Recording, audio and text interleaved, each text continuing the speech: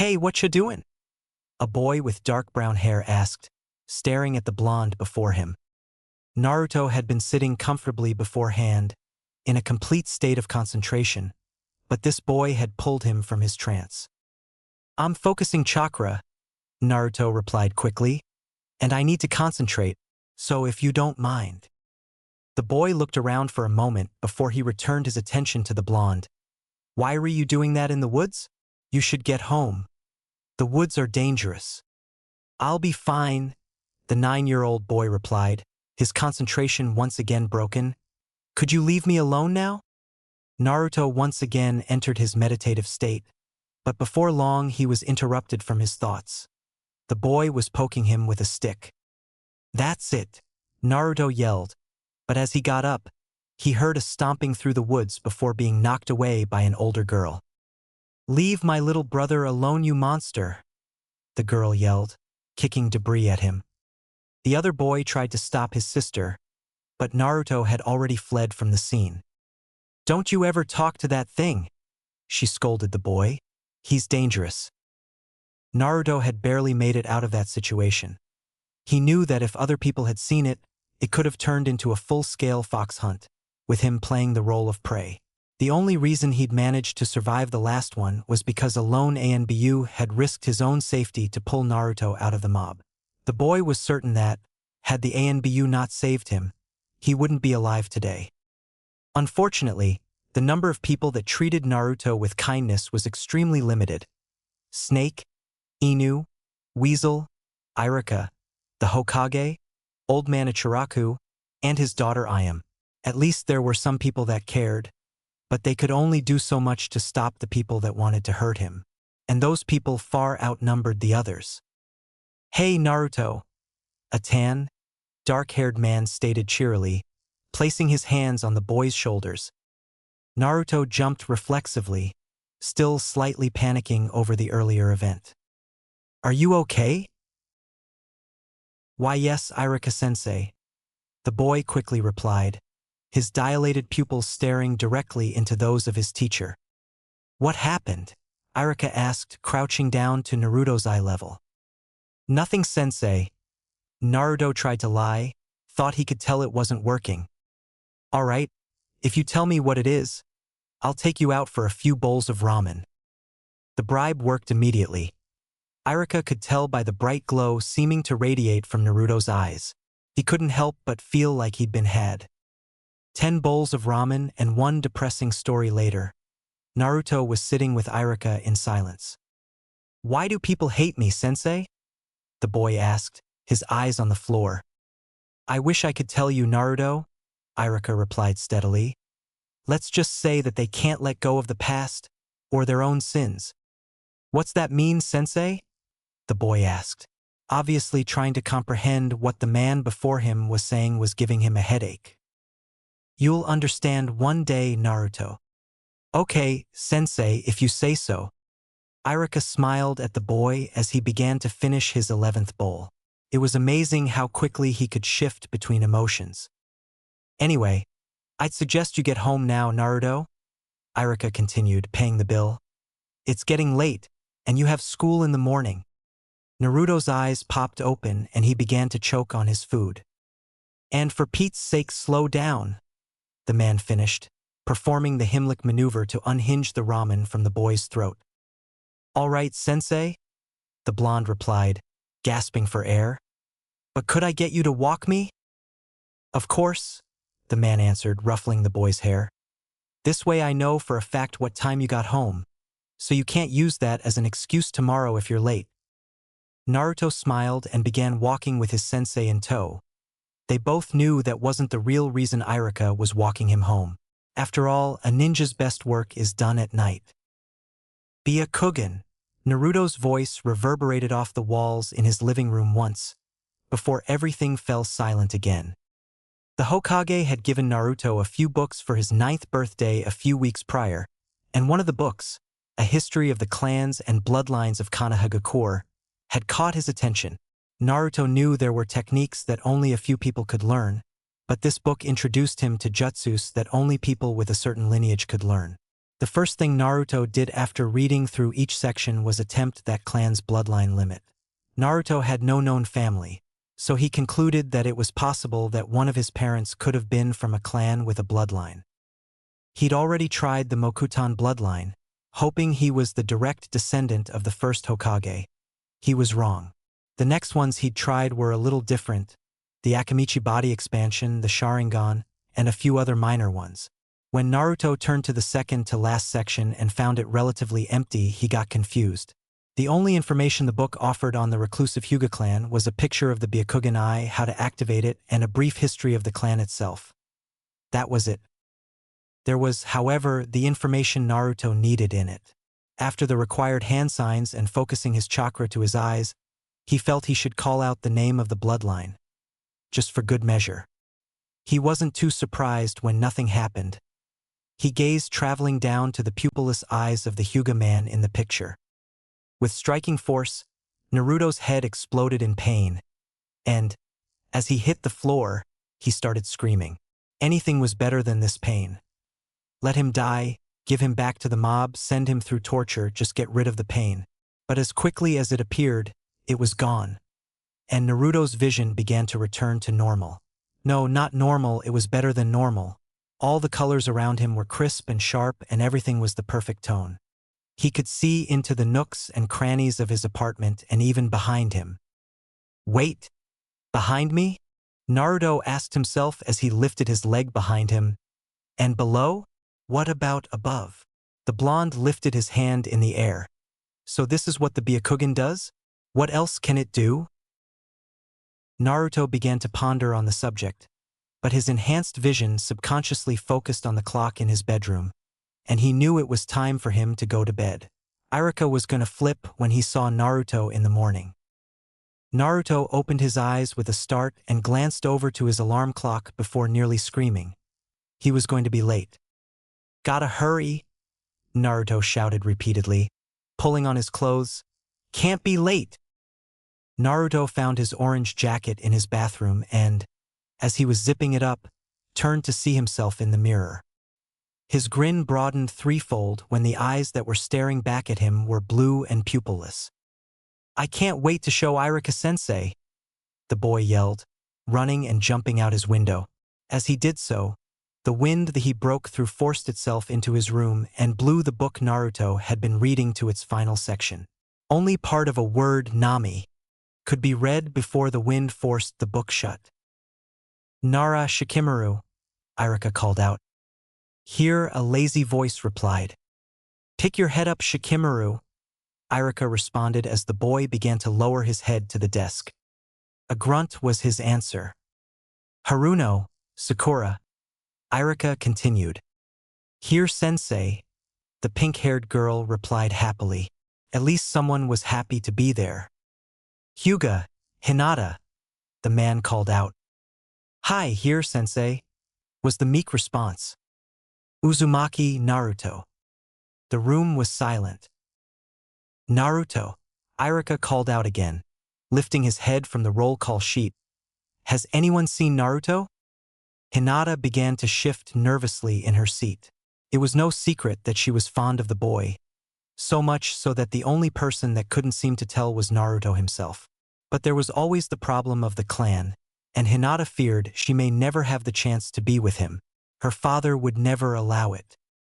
It was at this point that Naruto burst through the classroom door, orange jumpsuit and all.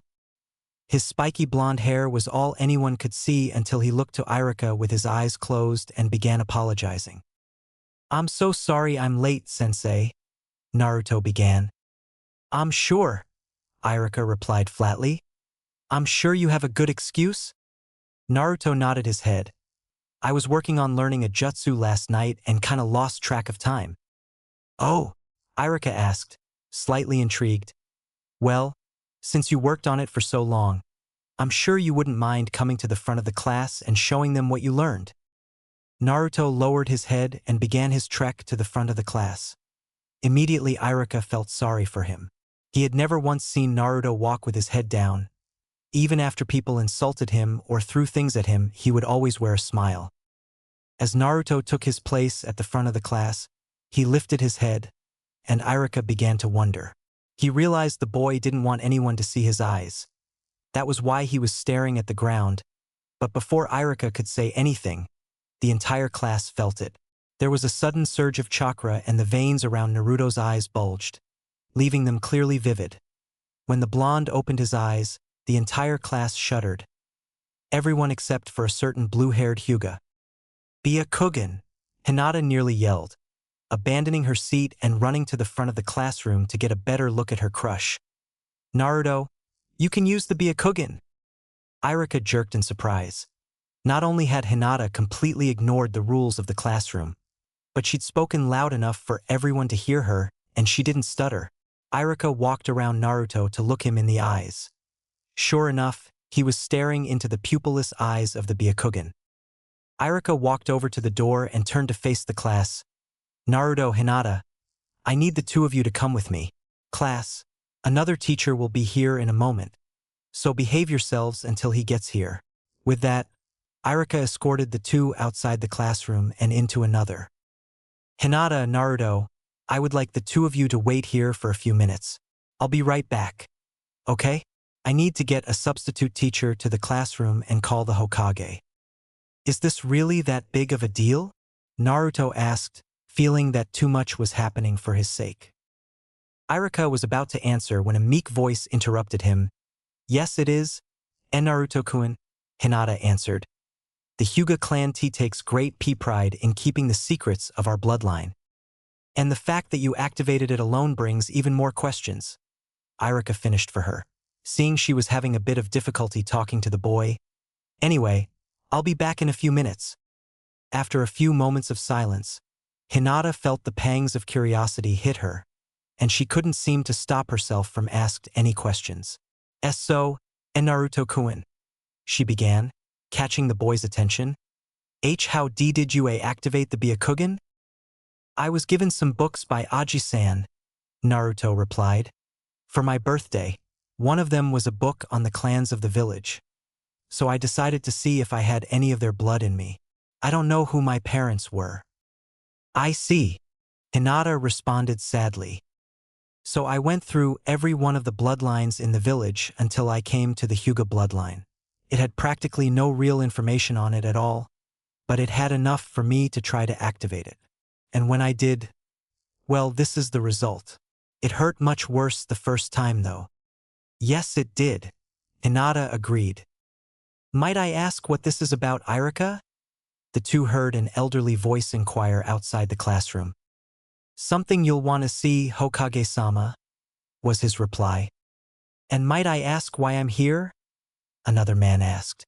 Hinata paled. She'd recognized that voice anywhere. Irika opened the door to reveal the two children, and the three men stepped inside the classroom. "All right, Irika," the old man asked, expecting the worst. "What has Naruto done, and what's it have to do with Hayashi's daughter?" "Actually, it isn't really Hyuga-san's daughter that this concerns. I just didn't feel it wise to leave Naruto in a room alone for too long and felt Hinata was the best choice to keep him out of trouble." The Hokage nodded his head in agreement. "So what is the purpose of calling us here?" When Irika called to Naruto, the boy opened his eyes and, before activating the Byakugan, the words "don't tell me he's" could be heard. There are few things that had shocked Hyuga Hayashi in his lifetime, and even fewer that he'd actually expressed. But now, staring at the boy everyone called a monster, Hayashi let his mouth drop. Naruto was a Hyuga. "I guess it's in his blood," Hayashi stated, trying to calm himself. "That wasn't very funny, Hyuga-san," Naruto replied, a pout on his face. At first, Hayashi tried to brush the comment aside, but the look on Naruto's face had already finished Irika and the Hokage off, and before he realized it, he too was laughing hysterically at the statement, and the bewildered look on his daughter's face beside the blonde only added to the hilarity. After a few minutes, the adults had calmed down and were now discussing the next possible action. "He'll have to be moved into the Hyuga household," Hayashi stated bluntly. "I'm afraid we can't have unmarked Hyuga blood running around the town freely. It's the way of our clan." "I understand your reasoning, Hayashi," the Hokage replied. But I can't have him branded. If he is, we both know what will happen. Yes. Yes, we do, Hayashi replied. Then I'll have to make him a main house member. How do you plan on doing that? The Hokage asked, his curiosity evident. I'll adopt him. The elders won't like it, but I am still the head of our clan, and so long as I am, they'll hold no power against me. You're certain about this, Hayashi?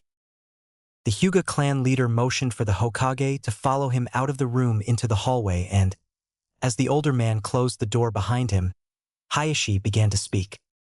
We both know whose son Naruto is, Hayashi stated, and I've never been a big fan of leaving him out in the world on his own. Even some of my own clan hold what he carries against him, but if he's my child under my protection, no one will be able to touch him. The Hokage nodded in agreement. But the honest truth is, I want him around, Hayashi continued. You saw what happened in there. I haven't laughed like that since. I don't know when, and he seems to be able to help my daughter as well. I think having him around will be a very good thing for the Hyuga clan. If you think this is what's best, then by all means, the Hokage replied. But rest assured that if anything happens to Naruto while he's there, if anyone tries to brand him or eliminate him, I will see to their punishment personally. The statement made Hayashi feel uneasy inside. There was always the possibility that a rogue shinobi would attempt to do something to the boy, even if he was within his protection. The only option Hayashi could think of was to put guards on the boy when he slept.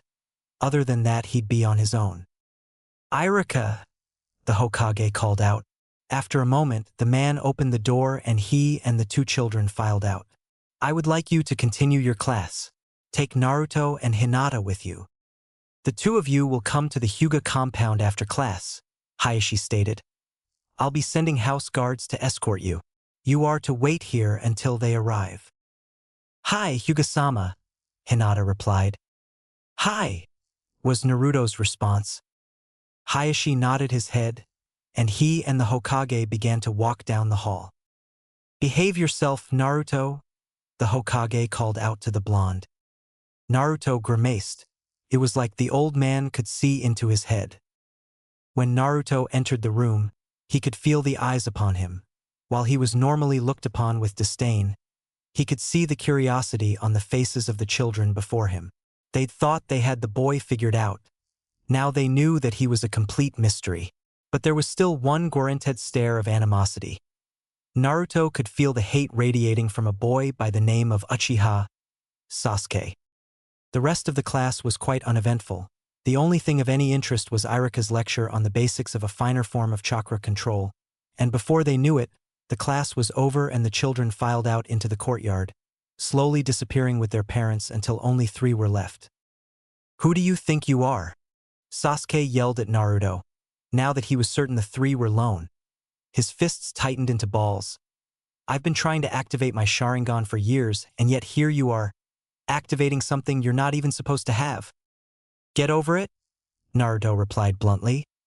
I don't care about your Sharingan, and my activating this has nothing to do with you. Leave me alone. No, I won't stand for this, the boy yelled as he pulled out 6 shuriken and twirled them at the blonde. What happened next was something that Hinata would never forget. In movements so fast that they were hardly noticeable, Naruto had forced chakra into his arms and hands and caught all 6 of the throwing weapons. He'd unintentionally mastered the Juken chakra technique.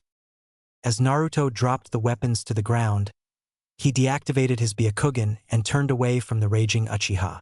I said leave me alone. Fine, the boy replied, the malice in his tone unmistakable. I don't need weapons to deal with you. Naruto and Hinata could both feel the surge of chakra gathering in Sasuke's lungs, and before either one could say anything, he released the fire-infused chakra in a single, giant burst. Giant fireball. When the smoke cleared, the only thing that was visible was the scorched earth where the two had been standing. Serves you right, loser, the boy commented to himself. Your act of aggression could be taken as a direct threat to the Hyuga clan, a man stated from behind Sasuke. The boy quickly turned around to see a main house Hyuga guard carrying both Hinata and Naruto in his arms. Sasuke scoffed at the man before turning around and walking away. Your instructor and the Hokage will be informed, the guard stated as he sat the two children down. Don't think you'll get away with this without some form of punishment. As the boy made his way out of sight, the guard turned to face Hinata and Naruto. Hinata-sama, Naruto-san, please come with me. I've been ordered to escort you to the clan grounds. Thank you, Yami-san, Hinata replied, bowing. Yes, thank you, Naruto agreed. I don't know what I could have done against that jutsu of his. From what I saw, you handled yourself pretty well, the man replied as they began walking. You managed to stop every one of his shuriken by focusing chakra into your arms. I think our style of fighting will be perfect for you. I cannot allow this, one of the clan elders piped up, his tone barely above average. We cannot allow that monster into our household. I agree with Elder Iroku, an elderly woman agreed.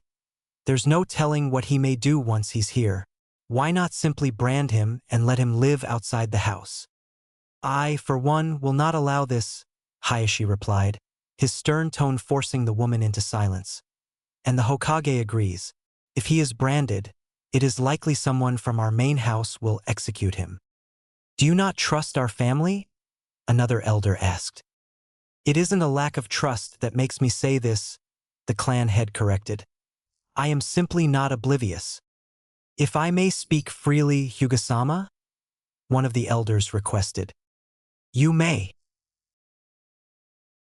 I don't know what you feel towards this boy, but I feel I am speaking for this entire council when I say that we want nothing to do with him. The boy brings chaos wherever he goes, and I feel he may bring an end to our order if you take him in. I see your point, Hayashi agreed. But, if I may be so bold, Hyuga-sama? Another man asked. Feel free, Hizashi. I feel as though the chaos this boy brings may make our ties stronger. I've always felt as though the clan has needed something more to it. We are practically machines. I feel this boy may bring to this clan what it is missing. Spoken like a true leader, Hayashi complimented. I've decided to take Naruto in as one of my own. He will be a Hyuga. Hi, Hyuga-sama. The elders replied in unison. Hayashi, Hizashi, Negi, and Hanabi were all standing outside when Hinata and Naruto arrived. After a few warm greetings and Yami informing the main and branch heads of the Uchiha incident, Hizashi knelt down to introduce himself to Naruto. My name is Hizashi, the Hyuga man told Naruto. I'm the brother of Hayashi here and Hinata's uncle. I am also the branch clan head. Branch? Naruto asked, confused. You'll come to understand our ways soon, child, Hizashi replied. But until then, I'd like to welcome you on behalf of all the branch house to the Hyuga clan. Hizashi bowed to Naruto and the blonde returned the courtesy. My name is Niji, the younger Hyuga replied. I am Hinata's cousin, Hyuga-sama's nephew, and heir to the branch house. Naruto bowed to the slightly taller boy before he turned to Hayashi. This is my youngest daughter, Hanabi, he introduced, but the girl stayed hidden behind his leg. And she is a little shy of new people. I'm sure she'll get used to you. Naruto bowed to her and she nodded her head slightly in response. And if you didn't know, I am Hyuga Hayashi, head of the Hyuga clan, Hayashi continued. You'll be learning a lot about the Hyuga clan in the next few years, and there will be certain things expected from you as such. You'll be introduced to a few others today before we return to your apartment for your belongings.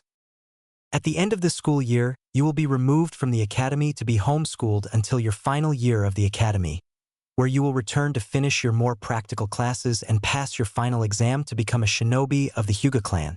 Are there any questions? Naruto shook his head. If he was expecting anything from joining a clan, it most certainly wasn't this.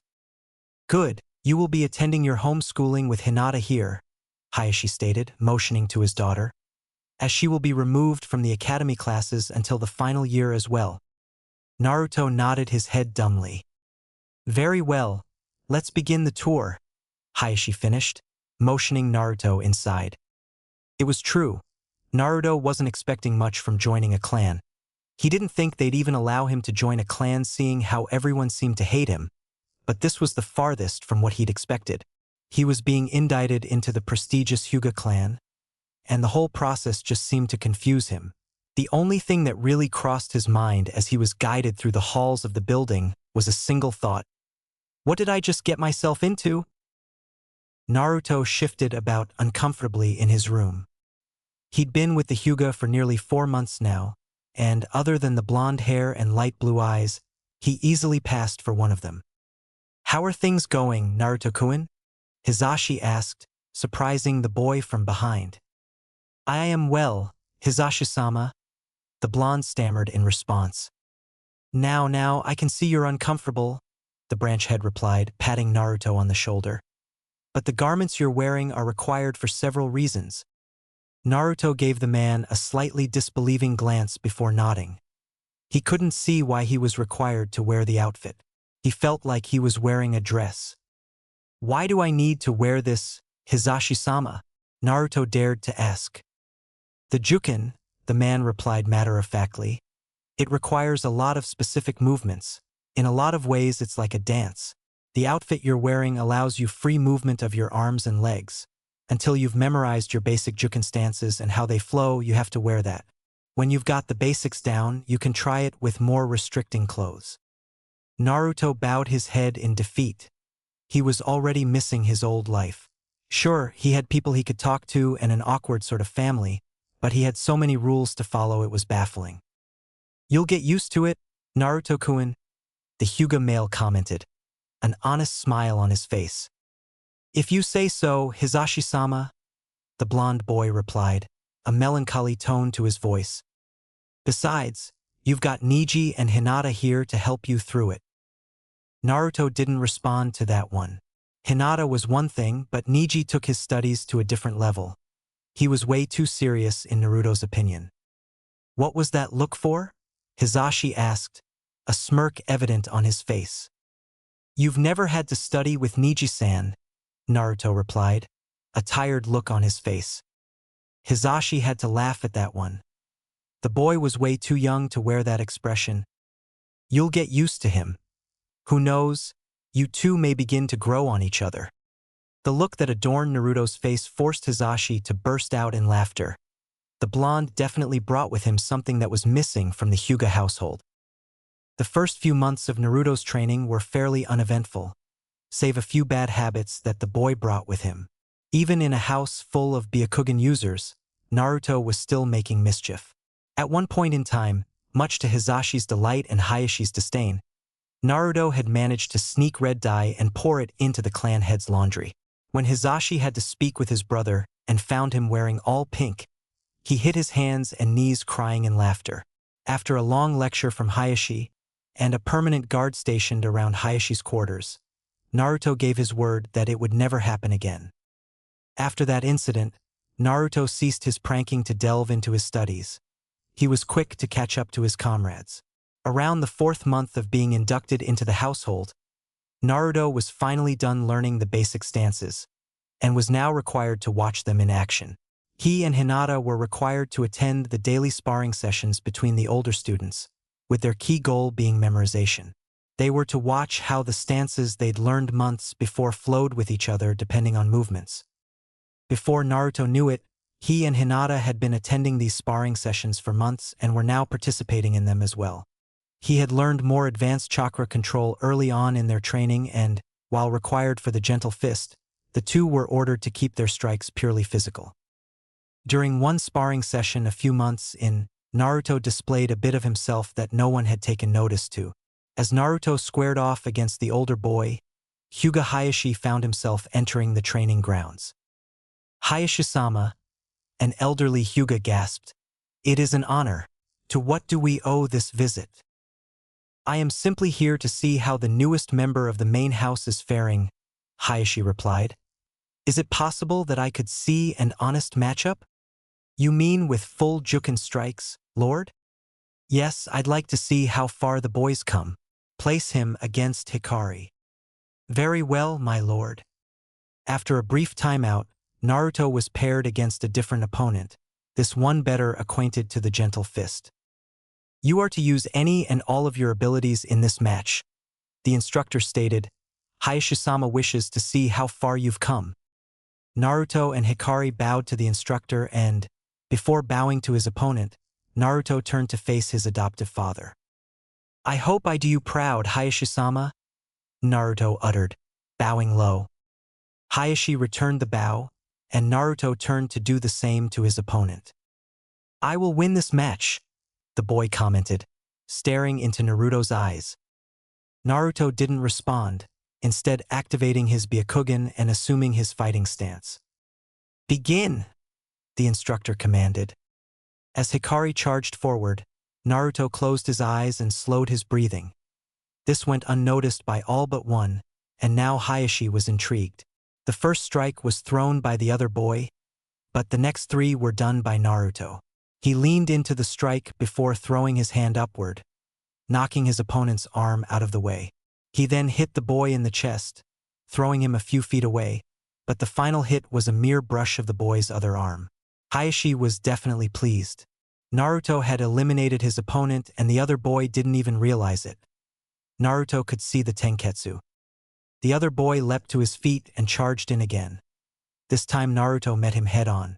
After a few small exchanges, Hayashi noticed Naruto's opponent was beginning to tire and, after activating his Byakugan, his new Y, Naruto was making every hit count. The final exchange wasn't done the way any of the onlookers could have guessed.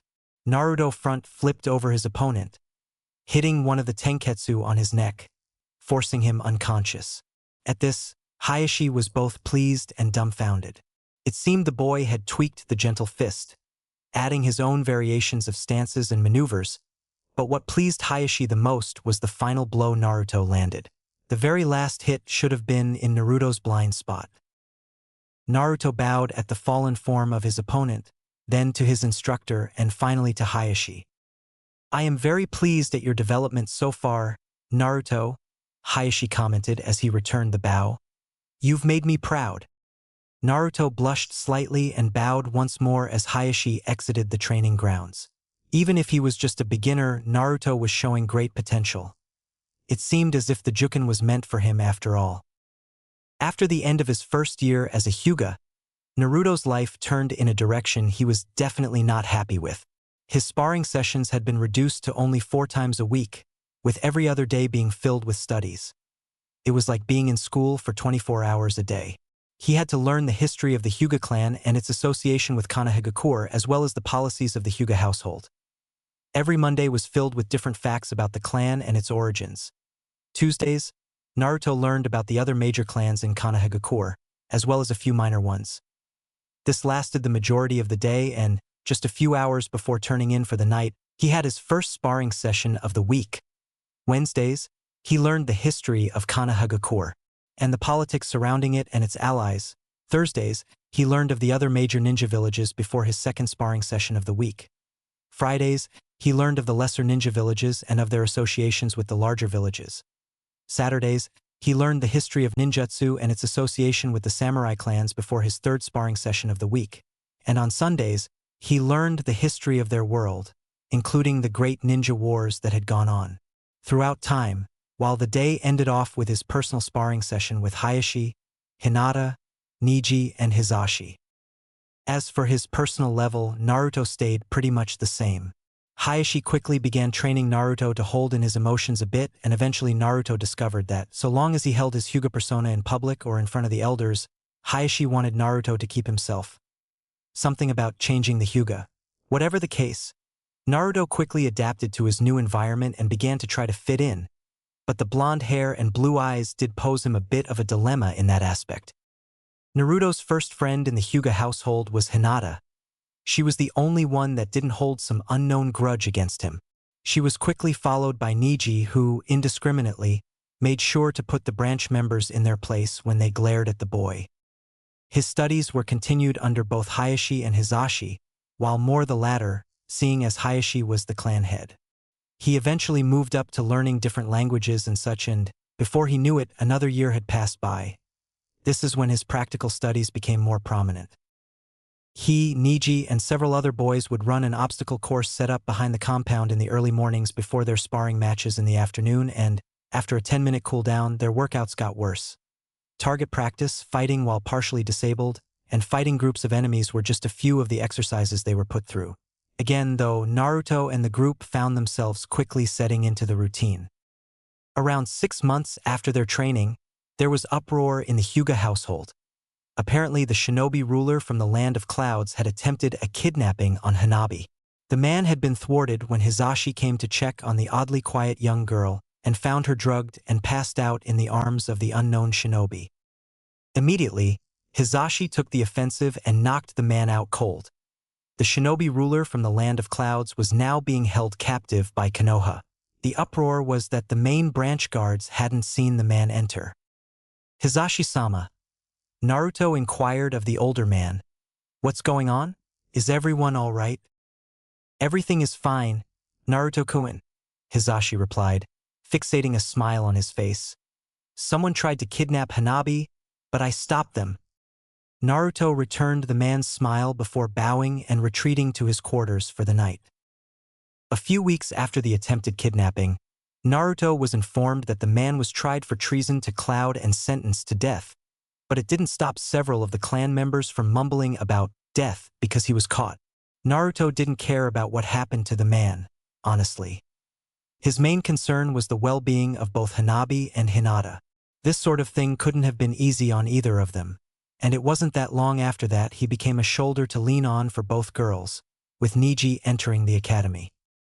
"Now, Naruto, Hinata, I expect the two of you to uphold the Hyuga name and image outside," Hayashi ordered the two as he led them to the compound gates. "Do I make myself clear?" "Yes, Hayashi-sama," the two replied in unison while bowing. Right now, Naruto and Hinata wore the same expression.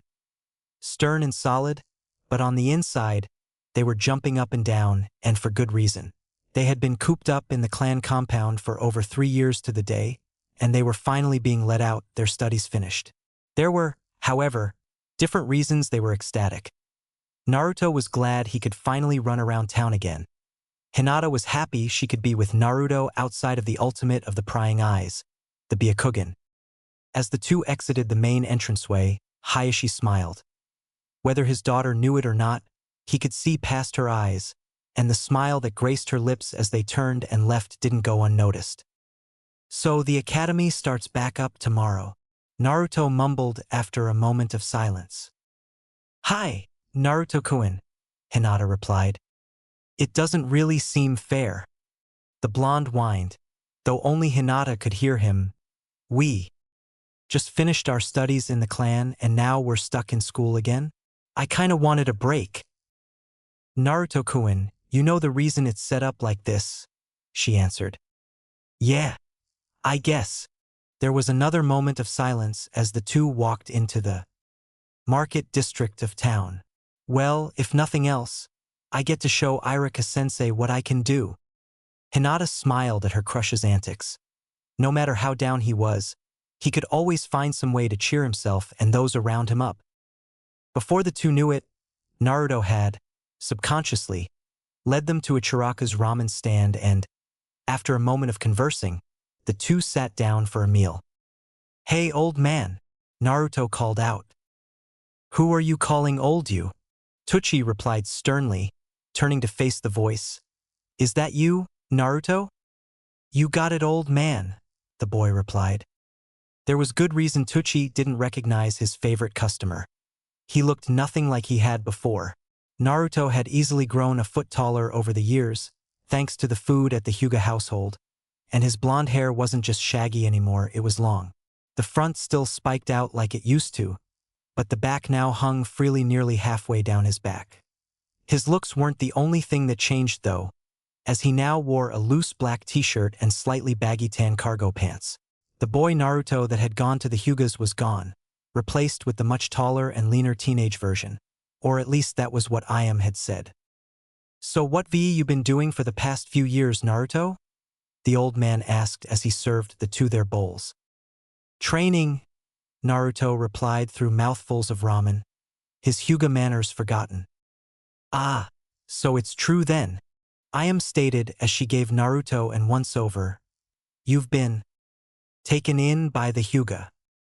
Naruto swallowed his last spoonful and turned his gaze in Ayam's direction. She both gasped and blushed. Whether she wanted to admit it or not, despite being a good 5 years younger, Naruto was quite handsome, and those pupil-less, cerulean blue eyes didn't help in the least. They showed his true depth, his kind and gentle nature.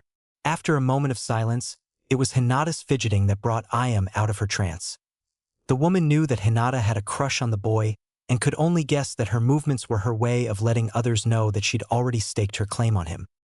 Ayam smiled at her after a moment and came to gather their bowls. You ready for your next, Naruto? Tucci called back from over a steaming pot of noodles he was preparing. Sorry, old man, but I've got to head back out. There are a lot of things I want to see before the day's over. This is my first day out in 3 years, and I'm gonna make the most of it, Naruto replied, jumping off the stool and grabbing Hinata's wrist. To say Tucci was surprised was an understatement. He'd been making ramen for the boy for nearly 10 years, and never once had Naruto left without having at least 5 bowls. Well, come back and see us sometime, you know you're welcome, the man called to their backs. As the two walked out of sight, Ayam turned to her father. It's not a crush anymore, Dad. Yes, I see it too. She's completely fallen for him, Tucci replied, smiling. They'd make a good couple. After several hours of walking around and visiting different shops, the two found themselves heading back reluctantly to the Hyuga estate. After a few minutes, however, Hinata noticed Naruto was headed back out and called to him. Where are you going, Naruto-kun? She asked. I remembered something I wanted to pick up outside. I was going to go back and get it earlier, but I kind of forgot, Naruto replied sheepishly, running the back of his head and smiling broadly. Want me to tag along? She asked. Nah, I'm good. I remember where it is. I'll be back in about half an hour, he stated as he made his way to the gates. Hinata felt a little let down, but she knew that even if he had said yes, half an hour was too long for her to be out. She had her own duties as heir to attend to first, and it was because of this that she, reluctantly, tore her gaze from her crush's retreating back and headed towards her father's chambers. It was a beautiful autumn morning, and the two could feel it like no one but a Hyuga could. The touch of the earth, the gentle gusts of wind, the sounds of birds chirping. But most of all, they felt comfortable with each other around. This was how it should be, and they both enjoyed it. They had been talking for a few minutes when the academy came into view and, as ordered per Hayashi, they finished their conversation and stuck on the cold demeanor of the Hyuga. While Hinata had been doing this for some time, to Naruto it didn't settle very well. But going against the will of the clan head was not something he was looking forward to. Besides, he wanted to relish seeing all the old faces of his classmates and none of them recognizing him. He was looking forward to hearing his name on roll call. As they entered the classroom, they realized they were the first to arrive. They'd even beat Irika-sensei. The two took their seats beside each other in the back and patiently awaited the arrival of the other students. Hinata had her hands on her knees, while Naruto had his hands clasped together in front of his eyes, leaning on his arms. Slowly, the room filled with people, many of whom were conversing amongst themselves, but Naruto didn't go unnoticed. The problem was that no one knew it was Naruto. The boy sitting beside Hinata looked nothing like the Naruto everyone had known. No way, Shikamaru muttered to himself quietly. Naruto couldn't change that much. Besides, he'd be declaring that he was back in front of the entire class by now. Who's the guy sitting beside Hinata? Shikamaru? Ino, a young girl with long blonde hair and a purple outfit, asked, genuinely curious. He's as gorgeous as Sasuke. How should I know? Shikamaru replied in annoyance. I bet he's Hinata's bodyguard or something. Ino looked displeased by his answer. Or maybe, the black-haired boy replied with a bit of a smirk. He's her boyfriend. Shikamaru could see the jealousy written all over Ino's face. She was so predictable. One cute guy gets mixed in and she's all over him. Ino quickly made her way to Naruto's desk and leaned to see under his arms. He certainly looked like a Hyuga. So, Ino stated while leaning to see his face. What's your name? Naruto opened his eyes and glared at her, causing her to stand up nervously. Definitely a Hyuga, she thought to herself. Sorry to bother you. Ino apologized, making her way back to her seat. She could feel his gaze following her the entire way. Shikamaru laughed to himself when she took her seat. He'd figured the guy was a Hyuga, but he was completely sure of it now. Why else would Ino react like that? It was pretty obvious that Ino's answer from the boy was a glare. That's just how Hyuga men were supposed to act towards all those who weren't in their clan. He glanced over to see the two Hyugas converse for a moment before returning to their quiet demeanors. You know, Shikamaru thought aloud. Part of me really hopes that's not her boyfriend. They would have a very boring relationship. Attention, class, Irika called out over the commotion. Without Shikamaru's noticing, the entire class had arrived and, as predicted, most of the girls were eyeing the new guy. I will now begin roll call. Answer when your name is called. Irika finished. The roll call went as expected without any commotion until he reached the H section. Haruno Sakura. Here, sensei, the pink-haired Kunoichi replied. Hyuga, Hinata. The blue-haired Hyuga rose from her seat, bowed to Irika, uttering the phrase that had been tattooed into her brain since the day she could talk. Hi, sensei. Irika began to call out the next name, when he realized he recognized it and was forced to look around the classroom. Many of the students were confused as well.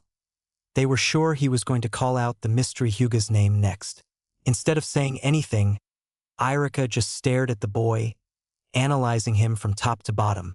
His eyes went wide when he realized there was no error in the roll call sheet. Hyuga. Irika paused, looking directly at the blonde enigma. Naruto. The last part came out in a whisper. There were gasps in the crowd of students and the majority of the girls were now blushing furiously. They couldn't believe they were thinking those thoughts about Naruto. Naruto, on the other hand, remained unfazed and held to his Hyuga training. He stood and bowed to his sensei, uttering a similar phrase as Hinata's, Hi, Irika-sensei. With that, he took his seat and moved his hands in front of his face once again. The excitement and befuddlement of having called his name, however, didn't die down for several minutes. Only 4 students in the classroom remained silent. Naruto, Hinata, Shikamaru, and Sasuke. The truth was that Shikamaru had suspected it from the start, but Sasuke knew it for a fact the moment he set his eyes on him. The two met each other's glance, and for a brief moment, their masks fell as they smirked. They had an unspoken agreement. They had a rematch coming. It had been a few years since the day Naruto had awakened his Kekkei Genkai and both were above such trivial fights as the one Sasuke had instigated back then. But the honest truth was in their blood. The unlikely Hyuga and the last Uchiha. Yes, there was definitely a rematch waiting for them. As the hours dredged onward, ignoring the students' pleas of mercy, the class finally ended its bookwork side and moved to something a bit more practical. Taijutsu practice. All right, class, Irika mentioned while pairing off names on his clipboard. Today I'm going to be evaluating your taijutsu. It's mandatory to see where you stand in terms of the others of your class and improve accordingly. So I will be pairing you off with one of your classmates for this test. This will be done in one-on-one spar with me judging. There will be no use of weapons, shuriken or otherwise, and each match will only last 5 minutes or until one is unable to fight back. Irika eyed his class, making sure they heard him. All right, I'll call out the first 2 names. The first few fights were relatively entertaining. One of the students managed to dodge an axe kick only to have his opponent's shoe catch his belt, yanking his pants down with it. It took Irika a few minutes to get his class back under control after that one. Even Naruto let his mask slip slightly for a few moments. It didn't help that the boy was wearing smiley face boxers. After the first few fights, however, Naruto heard his name called and proceeded to the makeshift arena Irika had set up. Inuzuka, Kiba, please step forward, Irika stated, looking at his clipboard. The boy walked up to his place across from Naruto and took up his fighting stance. I'm afraid I'm going to have to ask that Akamaru stays out of this one. He counts as a weapon, Irika stated, looking at the puppy on Kiba's head. All right, Akamaru, I can handle this one on my own, Kiba commented, placing the puppy on the ground. Go wait by sensei. The dog made his way over to Irika before sitting down and watching his master. Now begin. Kiba dashed forward and swiped at Naruto, narrowly missing him. I've always wanted to put a Hyuga in their place, the dog user commented, lunging at the blonde again. Hyuga? Oh no, Irika thought to himself, his eyes going wide at his mistake. Kiba, Naruto, back down. He was too late. Naruto's movements and the resounding thwack sound that lasted for nearly 3 seconds told him that the Inuzuka wouldn't be getting up anytime soon. He quickly made his way over to his fallen student while Naruto followed suit. After a moment's hesitation, the blonde knelt down and started pressing the dog user's tenketsu, effectively opening them back up, but neither he nor Irika expected Kiba to respond the way he did, and Naruto fell onto his back from the force of his opponent's punch. Kiba, stand down. You've already lost, Irika scolded his student. His words fell upon deaf ears. The dog user was swinging wildly now, all semblance of style forgotten, now replaced by feral rage. Yes, the boy was definitely fit for the Inuzuka title. Naruto, on the other hand, remained cool and collected, dodging, weaving, moving in strange angles. All the while he wore a smile on his face that only seemed to grow as the dog user's attack became more and more feral and animalistic. The final blow landed was what Irika knew as a Hyuga finishing technique, but instead of pumping chakra into his hand, effectively killing his opponent, Naruto turned his palm into a fist and slammed it into the Inuzuka's sternum, forcing the air out of his lungs and sending him sprawling in one blow. Winner, Naruto, Irika stated, ushering the blonde back to the crowd as Kiba began to regain his composure. Irika walked back over to the boy and helped him to his feet, scolding him all the way. When I end the match, it's over. Are we clear? As for your taijutsu style, I'm only slightly acquainted with the Inuzuka clan style, but that was about where Naruto stopped listening as he turned his gaze to the last Uchiha. The two shared a glance for a moment before Irika called the next set of names. Eventually, the crowd dwindled down to only a few students, Sasuke among them. Next up, Sasuke and Naruto, the obsidian-eyed Uchiha finished for Irika. Let me fight Naruto. I'm afraid not, Sasuke, Irika stated. Naruto already had his match. I'll pair you two up some other time. He barely tried against Kiba, Sasuke replied. He didn't even finish the match with a Juken strike. He wasn't trying. I want to fight him. I'm sorry, Sasuke, but there are no exceptions. Fine. Choji, Irika continued, please step forward. The match was hardly that. In a few swift movements, Sasuke had delivered a painful kick to the back of the Akimichi's head, rendering him unconscious. I wanted Naruto, the boy thought to himself. That was amazing, Sasuke, the blonde-haired girl, Ino, practically squealed, while the pink-haired girl, Sakura, attempted something similar. The two were vying for the Uchiha's affections and were promptly ignored. Currently, Naruto was at the front of the crowd, smiling while he watched the remaining students begin their matches.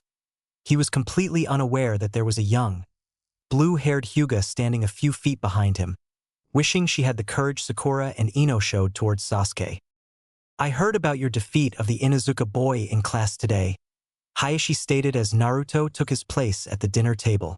Naruto's look could be described as somewhere between sheepish and shocked. From what I hear, he got in a serious hit, Hayashi continued.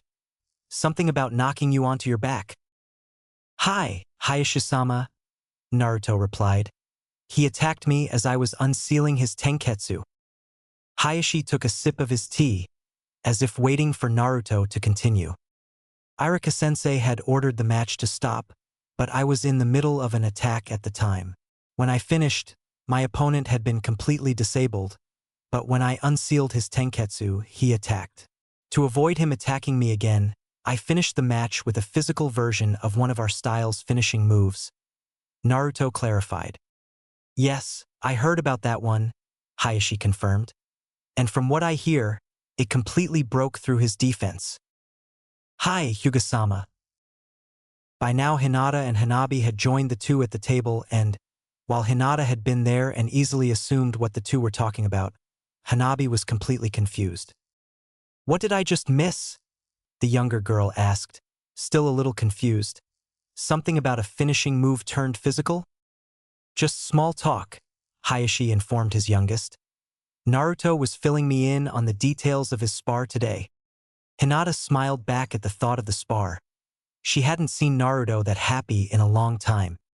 Remember, Hinata, Hayashi continued, snapping the young woman out of her thoughts. We have sparring practice in 2 hours. Hinata almost gulped visibly. She knew today's spar was not going to be a pretty sight. What is this, a joke? Hayashi declared angrily as Hinata tried to pick herself up. They'd only been fighting for a few minutes, and Hinata already looked like she was shot. Hayashi had made the day's sparring session much more intense than the others, and he was sorely disappointed as his daughter's inability to cope. This is pathetic, he spat, scolding his firstborn. Hanabi is better than this. You're a disgrace to yourself and this clan and even more. Hinata was desperately trying to stand, and had finally made it to her feet. Hayashi was still angry, but he decided to keep the next comment to himself. Even he knew that the next few words that were going to come from his mouth were cold, and he didn't desire to put his daughter through that kind of torment. Give up, Hinata. I'm done, Hayashi stated, and he turned around and began to walk off. You've disappointed me. Go back to your room and continue your studies. Hinata slumped over after her father left the room. She could barely move, but that didn't stop the tears from running down her face. I'm a failure, was the only thought that crossed her mind. Why would Naruto ever want me? Naruto had been walking past the dojo when he heard her sobbing, and his curiosity forced him to open the door. What he saw broke his heart. Hinata was curled up in a ball on the floor, crying into her own arms. She hadn't even noticed him enter when she felt his hand on her shoulder. Instinctively, she tried to flee, to get away from whoever had seen her there, but she hadn't even made it to her feet when Naruto pulled her down into his arms and held her there. Let me go. Hinata sobbed into his chest, still forcing her eyes closed. Please. Just let me go. No, Naruto replied softly. Her sobs died instantly. Enena Naruto, she whispered, her sadness being replaced by embarrassment. I need to go. No, the boy stated once again, firmly holding her in place. Please and Naruto. I will, but first listen to what I have to say. The young girl nodded her head in response. I'm not smart, Hinata, the boy began, but I'm not stupid. I want you to tell me what happened. Your stutter disappeared 1.5 years ago. Something serious happened to bring it back. Tell me, Hinata-chan, please.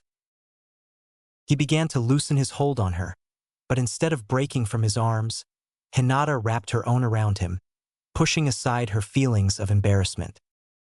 Father is usually very strict and hard on me in our training, but today he was much worse. I think I did something to make him mad. Nothing could have been bad enough to deserve what he did to you. Naruto interrupted, seeing her smaller body was covered with bruises where chakra was forced through her skin. I don't know what I did, but father was angry. He completely overwhelmed me, and after it was over, he called me a disgrace. Naruto felt his respect for Hayashi waver. He couldn't believe he would do that to Hinata, no matter what his reasons. I don't care what your father thinks, Naruto replied to her after a moment of silence. In my eyes, you will never be a disgrace. It was a lucky thing Hinata had wrapped her arms around her crush. If she hadn't, there was little doubt in her mind that he would have been oblivious to her affections. Her face felt like it was on fire and her heart felt like it was flying. Suddenly, her father's opinions seemed inconsequential. Hisashi had been coming to check in on his brother's training session with Hinata when he overheard the conversation between Hinata and Naruto, and he was both disappointed and pleased at the same time. Disappointed in his brother for his lack of understanding and brutal methods, and pleased at the growth of Hinata and Naruto's relationship. Even if they don't end up together, Hisashi thought to himself, those two will be best friends for life. After the obvious climax of the conversation, the branch house head made his way to his brother's quarters. Someone had to put the man in his place. Hours had passed since the incident, and Naruto found himself drawn to his usual thinking spot, but this time he wasn't alone. Hinata sat beside him on the rooftop just above his room, taking in the magnificent night sky. "Naruto-kun," Hinata whispered, catching his attention. "Thank you for earlier." "Don't worry about it, Hinata-chan," the blonde replied. "I just find it difficult seeing you without a smile on your face." Hinata couldn't help but blush, and Naruto couldn't help but be completely oblivious to the situation. "You're my best friend, Hinata-chan," Naruto continued, "and it's really hard to see you sad." "I understand, Naruto-kun," Hinata replied. "You're my best friend too." He smiled at her for a moment, his eyes reflecting how deeply he appreciated her saying that, before his gaze returned to the night sky. The next few weeks that went by were rather uneventful, save the constant curiosity about Naruto and his sudden reappearance. No one ever asked him where he'd gone though. His Hyuga-like responses were enough. While there were a select few that managed to actually bring themselves to talk to Naruto, he usually just glared at them. He did what was expected of him as a Hyuga. Naruto began to loosen up as the school year went on, as did Hayashi about the two keeping the Hyuga appearance. He showed more of himself in class, and even began talking to some of his classmates. Before he knew it, there were a few girls attempting to ask him out, but he was so oblivious to it that their constant hinting did nothing but confuse him. In the end, there were two major fan clubs among the girls at school, the Naruto fan club and the Sasuke fan club. As the months went on, the tests at the academy got steadily harder, and eventually Naruto was forced to get Hinata's assistance in studying. During what free time they had, the two were constantly in the books, even if it caused Naruto to get a bit of a headache at times. It was either that or suffer more of Hayashi-sama's discipline. Naruto found the constant headache to be much more preferable. Eventually, the school year came to a close, and it was time for the final exams. Alright, the final exams consist of 3 basic courses. Irika stated, calming the class down, taijutsu, ninjutsu, and throwing and accuracy. In a few moments, I will lead you to your first destination, but before we begin, I need to go over the details of the courses. All eyes were on Irika now, hanging on to his every word. Throwing and accuracy will require you to hit the target at least 8 times out of 10. The better your accuracy, the higher your point total. The same concept goes for taijutsu and ninjutsu as well. The better the jutsu or your performance, the higher your point total. If you fail to reach a certain overall score, you fail. If you fail 2 or more of the courses, you fail. The taijutsu portion of these courses will pit you against one of the senseis here. You are to do everything in your power to overpower us. Several of the students gave him nervous glances. Don't worry about us fighting back.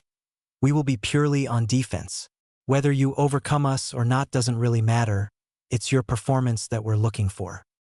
And last but not least will be the ninjutsu portion, which will be revealed to each of you individually as you enter the chambers to take the exam. Irika studied the faces around the room. Many of them he knew would pass, but several others were questionable at best. Now if you will please follow me. Irika turned and walked towards the door and smiled at his students as they came to join him.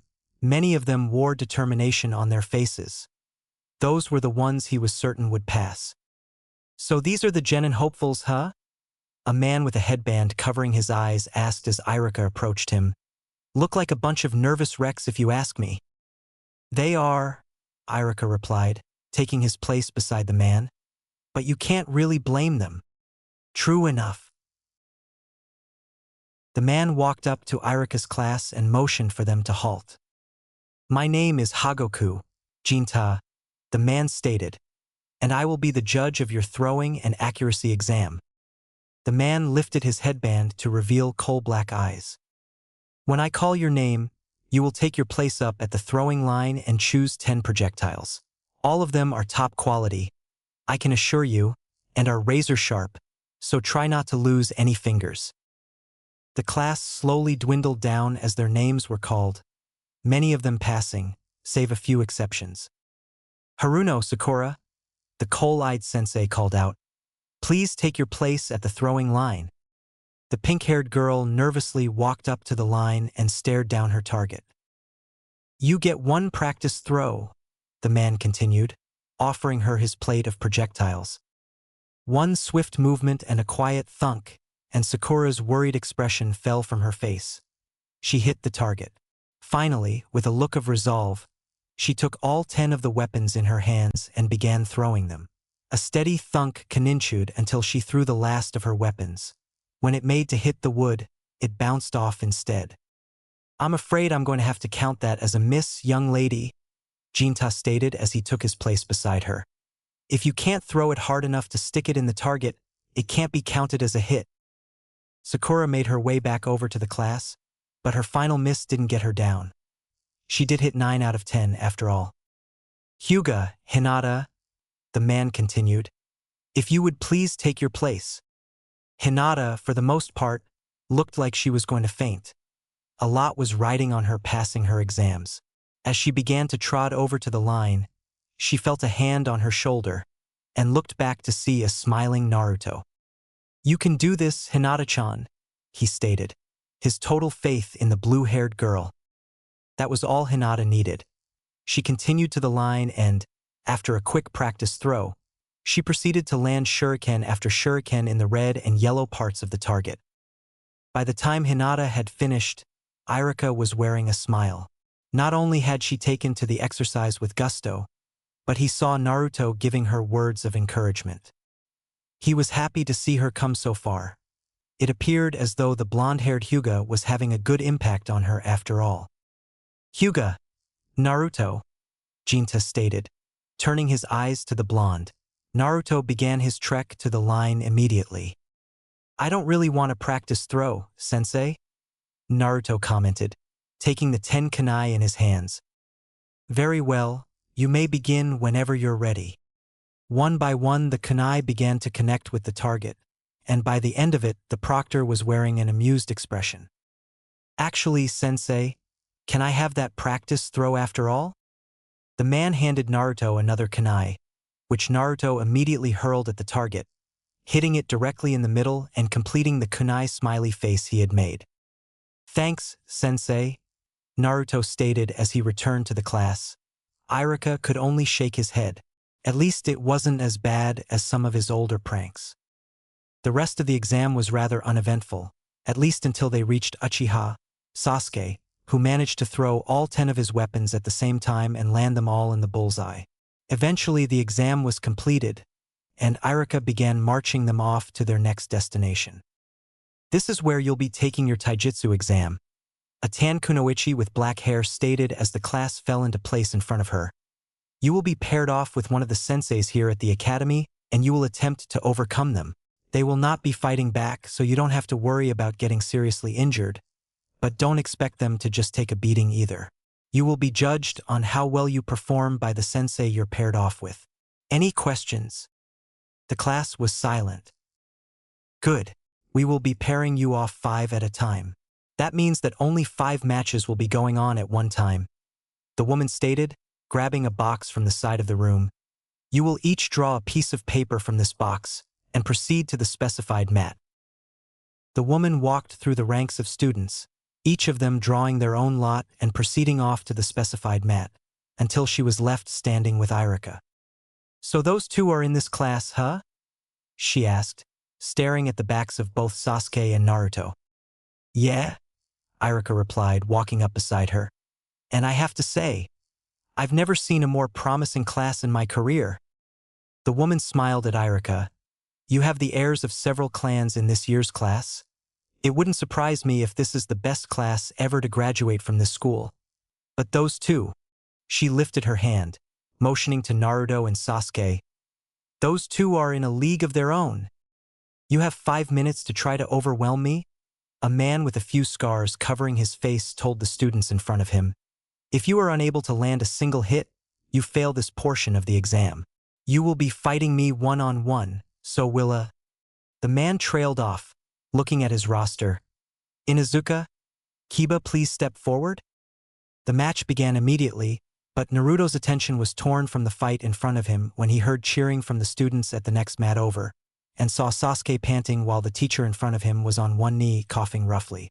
Sasuke must have landed a critical blow to get that kind of response. Probably a gut shot. A few mats down, he could see another teacher dodging and weaving as Hinata attempted to strike him. He couldn't help but smile at the seriousness on her face and the panicked look on the teacher's. Looks like someone forgot about the Juken, Naruto thought behind his smirk. Before he knew it, Naruto's name was called and he took his place in front of his teacher. Begin whenever you're ready. I'll start the clock as soon as you attack. Naruto assumed his stance, and it appeared as though a look of confusion followed shortly by realization crossed his teacher's face as he, too, assumed his stance. Byakugan. Naruto charged his opponent, only for his first attack to be completely thwarted. As the instructor pushed his arm to the side, the blonde spun around and hooked his left leg behind that of his teacher's and pulled, sending him to the ground. 1. Naruto stated as his teacher was getting back up, but as he tried to regain his feet, he felt his left leg go numb. This isn't going to end well, the teacher stated, holding his leg. 2. Naruto continued his count as he landed a glancing blow to his opponent's right forearm. I wasn't expecting him to put up this much of a fight, the man thought to himself as he began weaving through Naruto's attacks. I've never fought an academy student this well-versed in taijutsu. 3. Naruto stated after his fingers ran along the teacher's side. By now, the teacher was quite frustrated. Not only was he having trouble with his left leg and right arm, but now he was having trouble with his lungs. Hinata turned her gaze to Naruto's match, having just completed hers. When she saw it, Naruto moved fast, too fast for her to see. He had covered 10 feet and landed a serious blow to the teacher's stomach in less than the blink of an eye. But that, Hinata whispered to herself, it's the same as that time. She barely remembered when Naruto had first joined the Hyuga household, and even less the time before it. But now, after all the time they'd known each other, she remembered his short fight with the Uchiha. The proctor, on the other hand, felt like he was trying to move through water. His arms felt heavy, he was having trouble breathing, and his legs felt like jelly. You are within the realm of my divination, the blonde stated coldly, assuming a unique stance and facing his instructor. I can't stop his next attack. Should I call the match? The instructor thought to himself as Naruto began his charge. No, pride won't let me. Only one other option then. As Naruto was about to begin his attack, he felt the air leave his lungs. The instructor had attacked him. He began to back up, still holding his stomach and trying not to fall when he heard the sensei breathe a sigh of relief. That was stupid of me, Naruto thought to himself, fighting to catch his breath. I shouldn't have let my guard down like that. No doubt Hayashi-sama's going to use this against me. A smirk crossed Naruto's face as his bearing returned to him. What are smiling at? The instructor asked, a cold demeanor surrounding him. Hayashi-sama's gonna have a field day with this one, Naruto stated as he began walking towards the teacher. You landed a blow on me? That was foolish on my part. The instructor began to worry a bit as the grin on Naruto's face turned to a full-blown smirk. I forgot that the best defense any ninja has ever come up with has been filled with offensive maneuvers as well. I forgot to look beneath the shadows. By now the teacher was slowly backing up, The smirk on Naruto's face had turned slightly maniacal. I haven't had this much fun in a long time. Shall we continue, sensei? The instructor nodded slowly, and Naruto bolted after him. Had the teacher thought he was at a disadvantage before, he now knew Naruto had been trying to keep it slightly professional. In other words, he was holding back. 6. Naruto counted quietly as the man felt chakra enter his body from his side. A few seconds later, he heard another whisper from the blonde. This one sounded like 12. He started getting worried as his body stopped responding properly, and that was when he realized it. He was scared. This Hyuga was purposefully counting quietly, so he would strain to hear what he said. And each time he heard a number, he wondered where he'd been hit. Little by little he began to fear for his safety as his body became less and less responsive. The boy was playing on his fears as well as his knowledge, but as Naruto continued his onslaught, the instructor heard something that completely erased his fears. The timer. Very good, Hyuga, the man stated as Naruto walked over and began unsealing his tenketsu. You're very talented in the area of taijutsu, probably more so than someone your age should be. Thank you, sensei, Naruto replied as he continued his work. A moment later, the man stretched his aching muscles before calling the next student to the mat. It seems you're right, Maharu, Irika commented towards the black-haired kunoichi, continuing their previous conversation. Those two really are in a league of their own. All right, when I call your name, file into the classroom to complete the ninjutsu portion of this exam, Irika called out to the waiting students. Slowly, the classroom began to empty as students were called to complete the final test of the exam. Hyuga, Hinata, a man with silver hair called out after opening the door to the examination room. The young heiress did her part to look as neutral as possible while walking down the stairs, but inside she was nothing but butterflies. This was a defining moment. After a few moments, the silver-haired man once again opened the door. Hyuga, Naruto. The blonde stood and began his trek down to the room as well. All right, Naruto, Irika stated while examining the papers in front of him. You are required to use Kawarimi, Henge, and Bunshin no Jutsu in order to pass this part of the exam. For Henge, I need you to transform into Mizuki-sensei over there, and for Bunshin, I need you to make at least 3 acceptable clones. Naruto, for the most part, did his best to look unfazed as he replaced himself with a chair on the opposite side of the room and then turned into the silver-haired man guarding the door. But the last jutsu was something he knew he didn't quite grasp. But something Hayashi had stated months prior rang in his head. Something about too much chakra. Sensei, Naruto stated as he prepared for the technique. You said at least 3 clones, right? Irika nodded the affirmative. Is there a maximum? Well, no, I guess not. Why do you ask? Irika replied, seeing a mischievous glint in Naruto's eyes that he knew all too well. Might I step outside for this part of the exam, sensei? It's a little small in here. Irika visibly paled, but nodded once again. Naruto jumped out the window of the room, landing safely outside, before initiating the jutsu. But where the minimum was 3 and there was no maximum allotted, Irika still hadn't expected that many. Very good, Naruto, Irika stated, giving up counting after he hit 30. You pass. As Naruto passed through the door on the other side of the room, he collected his Hitai 8 and was immediately tackled into a hug. You did it, Naruto-kun, Hinata practically squeaked. And you did too, I see, Naruto added after hugging her back. I'm so happy, Hinata continued, closing her eyes as she held Naruto tighter. We're both genin now. Hinata didn't notice or didn't care, but half of the girls in the room were looking on in envy. Right now, he was hers. The other girls didn't stand a chance. Know that I'm very proud of the 2 of you, Hayashi stated, a smile gracing his lips. I'm confident both of you will make fine shinobi. Thank you, Hayashi-sama. The 2 replied in unison, bowing their heads. Remember, the pride of the Hyuga clan rests on your shoulders. So, Niji stated as he swiftly evaded a strike to his chest, you've finally graduated. Naruto blocked the counterstrike and made to breach Niji's guard. It was actually disappointing.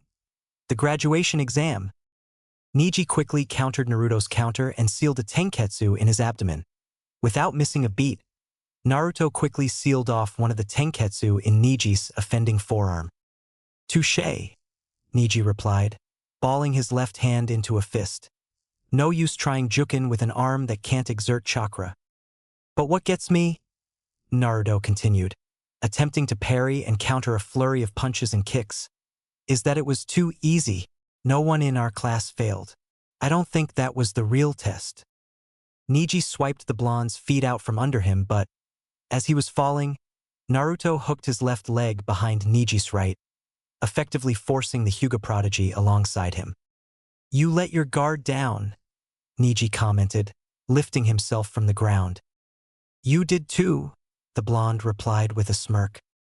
"Anyway," Niji continued, drifting to their previous subject, "I can't exactly tell you what to expect from here. You might be put through another test, you might not." "I kind of figured you'd say something like that." The blonde sighed, defeated. "Guess I'll find out soon enough, huh?" Niji smiled at his blonde companion. "Only time will tell. You'd best prepare for dinner. Hayashi-sama will punish both of us if we show up looking like this." That night, Naruto found it difficult to sleep and, after a fit of tossing and turning, found himself seated in a familiar spot on the manor's rooftop.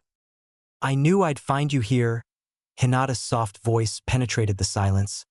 "I take it you couldn't sleep either?" "You know me too well," Naruto replied, a smile gracing his features. He stared into the night sky and briefly considered counting the stars. Nights like this were probably going to be few and far in between as soon as he began going on missions. Part of him was nervous about finally getting one step closer to his dream, but with that nervousness came excitement that enveloped it threefold. Who knew what the future had in store for him? Whatever it was, he was willing to tackle it head-on. "So," Naruto began after a few minutes of silence, "does it look good?" Hinata puzzled over Naruto's question for a moment before she faced him. Immediately she smiled. He was talking about his Hitai 8, which was currently tied around his forehead. "Hi, it does," the heiress supplied. It was true, too. It really did suit quite well. Though it gave him a bit more of a refined look, Hinata enjoyed the more wild look that his bangs gave him without the headband. "Hey, Hinata-chan?" "Yes, Naruto-kun?" A brief moment passed between the two. "We did it." "Yeah." The two talked for nearly an hour before Hinata stifled a yawn. "Sleepy?" Naruto asked rhetorically.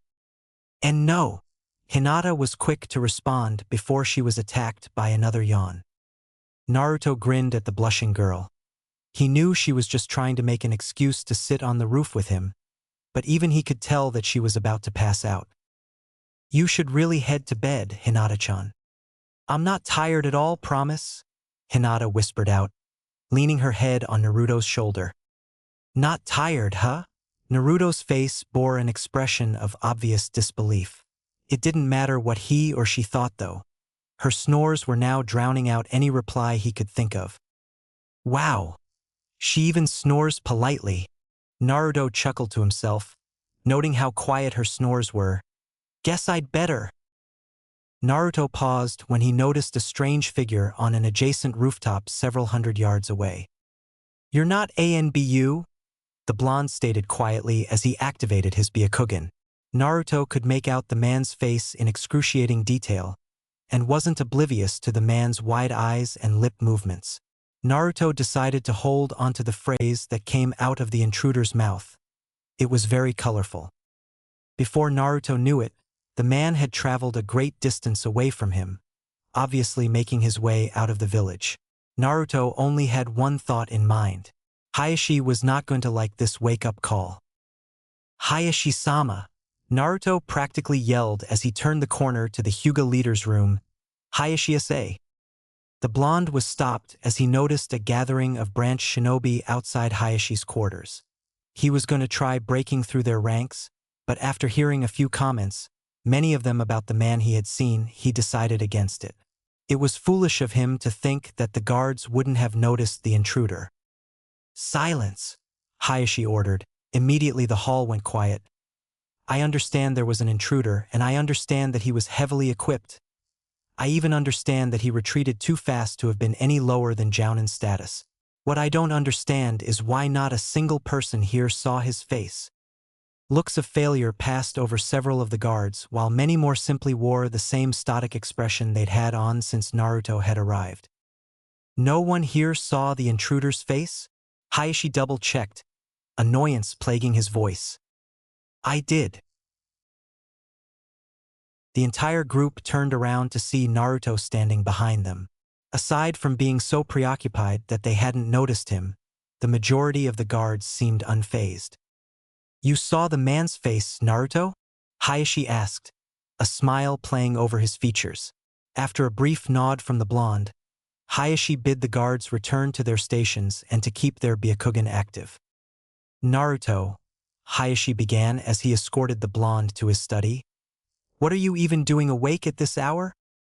"I couldn't sleep, Hayashi-sama," the boy replied.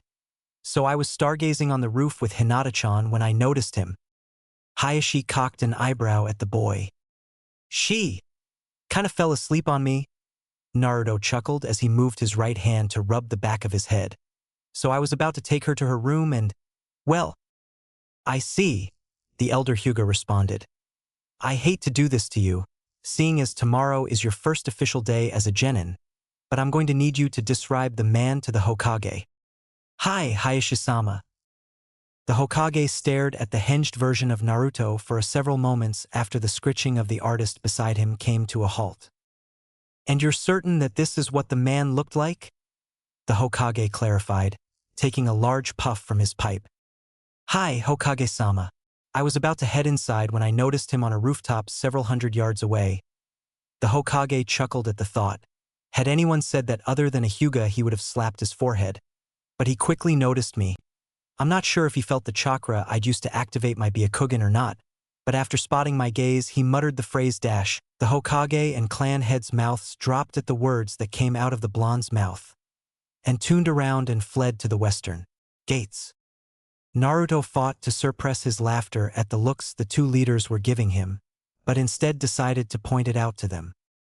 "Are you okay, Hayashi-sama? Hokage-sama?" The two snapped out of their stupor quickly. "Yes, I'm fine," the Sandaime supplied. "I would suggest never using that phrase again." "Hi, Hokage-sama," Naruto replied mechanically, knowing full well that the Hokage hadn't ordered him not to, and planned on taking advantage of that. "Naruto," Hayashi gave the boy a stern look. "I'm going to have to ask that you not repeat anything you saw or discussed tonight to anyone." "Hi, Hayashi-sama. Now, I would suggest you follow the house guards to the compound. You've got a busy day ahead of you tomorrow." "Are you not coming with us, Hayashi-sama?" "No, the Hokage and I have a bit more to discuss. Have a good night, Naruto. I will have Hinata come and get you should you sleep in." Naruto bowed at the waist before he turned and exited the chambers. After a few moments and spotting Naruto and the branch guards heading back to the compound, Hayashi turned to continue his discussion with the Hokage. "The man he described," the younger man began, "do we have any records of him in our bingo book?" "Surprisingly, no," the Hokage replied, setting his pipe down and walking up to the clan head. "Someone who was able to not only slip past our barriers and get past our guards but manage to avoid the sight of more than one Byakugan and detect the use of another would have to be a high Jounin status ninja. I have no idea why he wouldn't be in our books." "What if he wasn't a ninja at all?" Hayashi replied, staring at the Hokage monument. "It is possible he received training in the ninja arts without ever joining the program." "Not likely. We are one of the few villages that will allow our ninja trainees to quit and become civilians. Most other villages would sooner execute their ninjas than allow someone with training to walk around freely." "I see," Hayashi began, but was interrupted when Naruto burst through the doors, much to the protest of the guards and secretary. "What is it, Naruto?" the Hokage asked, seeing the panicked look on the blonde's face. "Sorry, old man," Naruto replied through huffs of breath, completely forgetting his manners. "I forgot to mention something about the man." Naruto hit his knees, panting for breath before standing up again. "Didn't realize I was that tired," the blonde noted to himself. "What is it, Naruto?" Hayashi stated. "When he was running away, I noticed something strange about his chakra," the blonde continued, catching his breath. "It was an odd color and seemed to be flowing through his arms and legs in a sort of erratic pattern." "What color was it, Naruto?" the Hokage asked, getting a better picture of who the man was. "Almost white, but I could still see a tinge of blue." The Hokage's eye widened significantly before returning to their normal size. "Thank you, Naruto," Hayashi replied before ushering the boy out of the room. "Now you should head to bed." It wasn't a suggestion. "Hi, Hayashi-sama." Once again, the two waited for the blonde to get out of sight before they continued their conversation. That explains how he got through the barrier, the Hokage theorized. If he were to stand beside it and create a clone, it could create it on the other side of the barrier if the proper amount of chakra is put into it.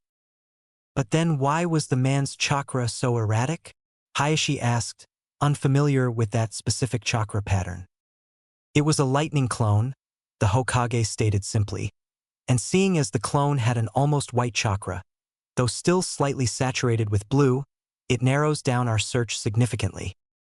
"Why is that?" "Only one clan in the elemental nations is known to have that specific chakra color. Umbu." 3 Anbu decloaked themselves from the Hokage's walls and stood before their leader. "Get me as much information as you can on the Kanda clan from Kumogakure. I need to know if they've had any members disappear on missions lately or if any went rogue." "You have your orders." The Anbu quickly disappeared from the room. "Let's hope nothing comes of this." "Naruto," Hinata whispered into his ear as he lay on his bed, out like a light. "Naruto-kun, it's time to wake up." "Don, wanna," the blonde mumbled as he rolled over.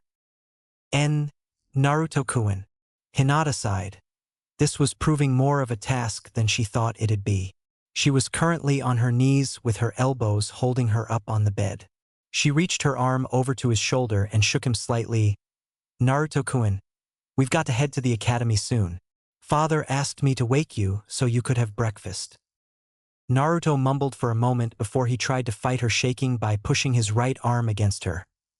She flushed a deep red as his hand made contact.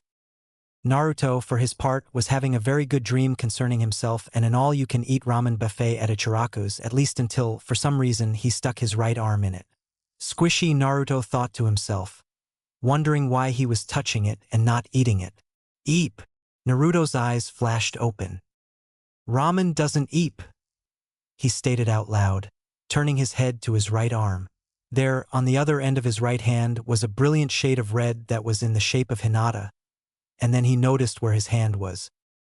Naruto quickly turned the same shade of red as Hinata and attempted to sputter out an apology, only to say something completely undiscernible from unintelligible banter. Hanabi, in all her infinite wisdom, took this opportunity to burst in on them to see what was taking so long. What she came upon, however, left her with more questions than she could ever think to voice. Sitting on the floor facing each other were Hinata and Naruto, the former a bright red, poking her fingers together and shifting uncomfortably, while the latter was a deep shade of red, playing with his thumbs with his eyes shifting uncomfortably side to side. Father says to hurry up.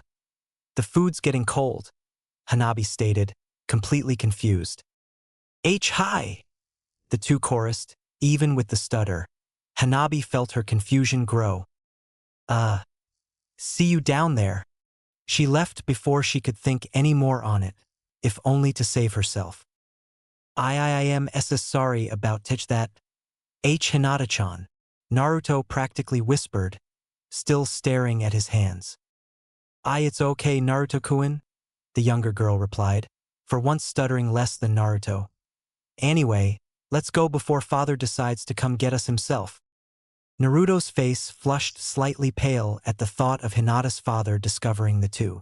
There was no doubt in his mind that Hayashi would demand to know what happened, and it was this knowledge that fueled Naruto as he got dressed faster than he had ever before and dragged a blushing Hinata behind him.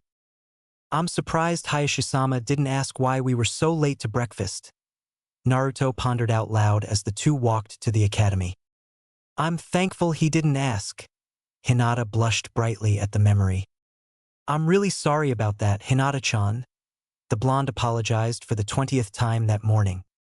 It's okay, Naruto-kun, she replied, then smiled deviously, something that frightened the blonde. I'll just have to repay the favor someday. Naruto paled slightly. Recently his wilder side had been rubbing off on the heiress, and that scared him to no end. He knew his pranks were sometimes dangerous, and some of them could be considered along the lines of partially suicidal if the desired outcome was denied. Like the first time he'd snuck into the Uchiha compound and set paint bombs to go off when the door to the clan compound was opened. Naruto was lucky he was talented with the leave no trace concept. Hinata couldn't help but laugh at the face Naruto was making. It was a strange mix of pride, worry, and absolute horror. She was going to enjoy this. I'm glad at least one of us is enjoying this, Naruto stated blandly. Naruto, Hinata. The two looked around for the voice calling them, and were greeted by Nara Shikamaru. While Shikamaru was, majority of the time, lazy, he, like everyone, had a few distinct things that motivated him. One of which had been Naruto's pranks while they were growing up, making him close friends with both Naruto and Hinata. How's it going, Shika? Naruto had given up on calling the genius by his full name shortly after they had become friends, and Shikamaru had given up on having Naruto address him by his full name soon after. Something about it being too troublesome. Pretty good. Chuji's parents needed to talk to him for a while. Mind if I walk with you guys? Of course, Hinata replied. He noticed Naruto pale as she glanced his way. What happened between the two of you? He dared ask. There was, an incident this morning when she woke me up, Naruto informed his friend, his eyes never leaving Hinata's but both of them turning slightly red. And she's promised to repay me for it. Hinata grinned at the blonde and Shikamaru burst out laughing as the blonde paled further. I'd keep my guard up, Naruto, Shika replied. She'll probably strike when you least expect it. I know that, Naruto replied. And that's the problem. We live together. How am I supposed to sleep at night? Very restlessly. Naruto let out a small whimper as he turned his gaze forward. This is not going to end well for me at all. All right, class, settle down, Irika commanded as he entered the room. It's time we separated you into teams. The class seemed to calm down a bit until finally he had their full attention. As Genin, you will be operating in 3-man cells under the command of a Jounin. There are several reasons for this, but all you need to know is it's for instructional purposes. The man continued, after a select number of missions completed successfully, your instructor may give the application for Chunin. Once you have become Chunin, you will remain in your 3-man cells as a base, but more often than not, you will be included in missions where you may lead as many as 12 Chunin and Genin alike. After you've made it to Jounin, you will either be included in joint operation missions working alone or taking over a Genin team, as well as being applicable for every position that a Chunin would. He soon realized he had the class's full attention. You may have finally achieved your goal of becoming a ninja, but you are still on the bottom of the charts. Only through time, experience, and backbreaking training will you reach the heights of Jounin and ANBU. Irika nodded his head at the students. But before you can do any of that, you must first meet your teammates and instructor. Now, when I call the names for each team, please take a seat next to your new teammates. Flashback. Hokage-sama, are you sure this is such a good idea? Irika asked, his head spinning. Yes, I'm certain, the Sandaime replied. Your ideas for teams were excellent, but unfortunately, a new bit of evidence had sprung forth and forced me to change your designs for teams. You may handle them as you see fit, but the cells are set. But, sir, This throws off the teams to an incredible extent.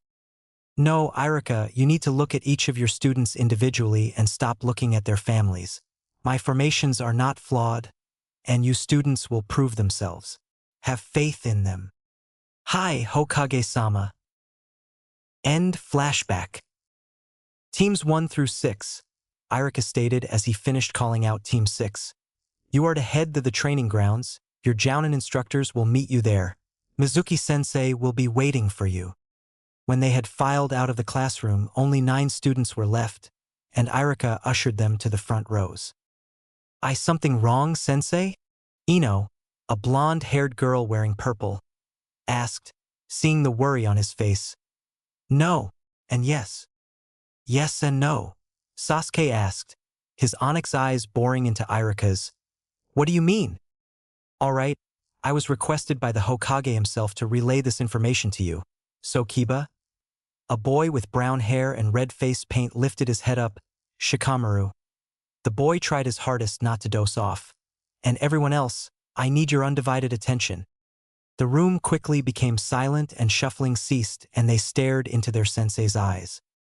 Last night, Konoha was infiltrated, the scarred man began, by an operative from Kumogakure. Irika waited for an outburst, but quickly discovered that it wasn't coming. They must realize how serious this is. The Hokage is currently unaware of the intentions of this operative. He looked directly at Naruto and shifted his gaze to Hinata. But we have our guesses. This infiltration is one step shy of forcing Konoha on a warpath. This time there were collective gasps. However, being that we don't have conclusive evidence for this, our village is currently on high alert, though we aren't expecting another attempt for several months. This information and hypothesis has demanded a reorganization of scheduled teams. Originally, we had planned to turn U9 into a combat team, a tracker team, and an assault team, but the Hokage has deemed it necessary to have other precautions taken. We don't know what Kumo was after, but we think they want our bloodlines. Naruto didn't flinch, having assumed this himself, but Hinata placed her hand on his arm and squeezed, remembering the assault on her younger sister a few years prior. Therefore, I have been given the order to place you in teams the Hokage has chosen. Many in the group now wore nervous expressions. It wasn't often the Hokage rearranged the teams to his liking. Team 7 will consist of Inuzuka Kiba, Uchiha Sasuke, and Yamanaka Ino.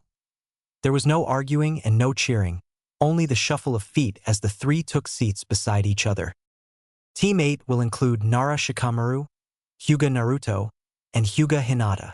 More shuffling of feet. Team 10 will have Aburame Shino, Akamichi Chuji, and Haruno Sakura.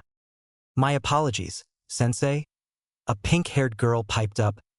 But isn't it a little odd to have 2 Hyugas on the same team?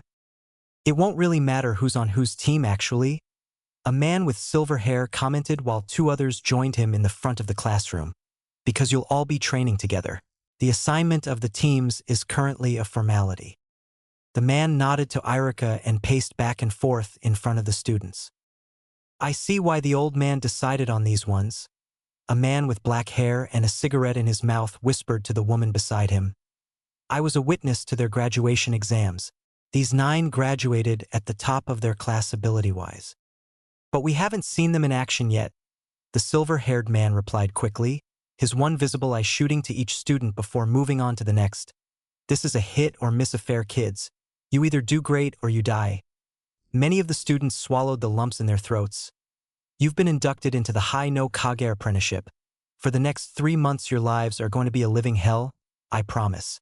We will push you until you can't be pushed any farther, and then we'll push some more. You will learn all the ways of the shinobi, not just your fantasies, so if you're going to quit, don't waste my time. Quit now. The room stayed silent. You have 3 days. In 3 days you will be taken from your family and forced to live together in a base camp. You will have no outside contact, no letters, no friends coming to visit, nothing.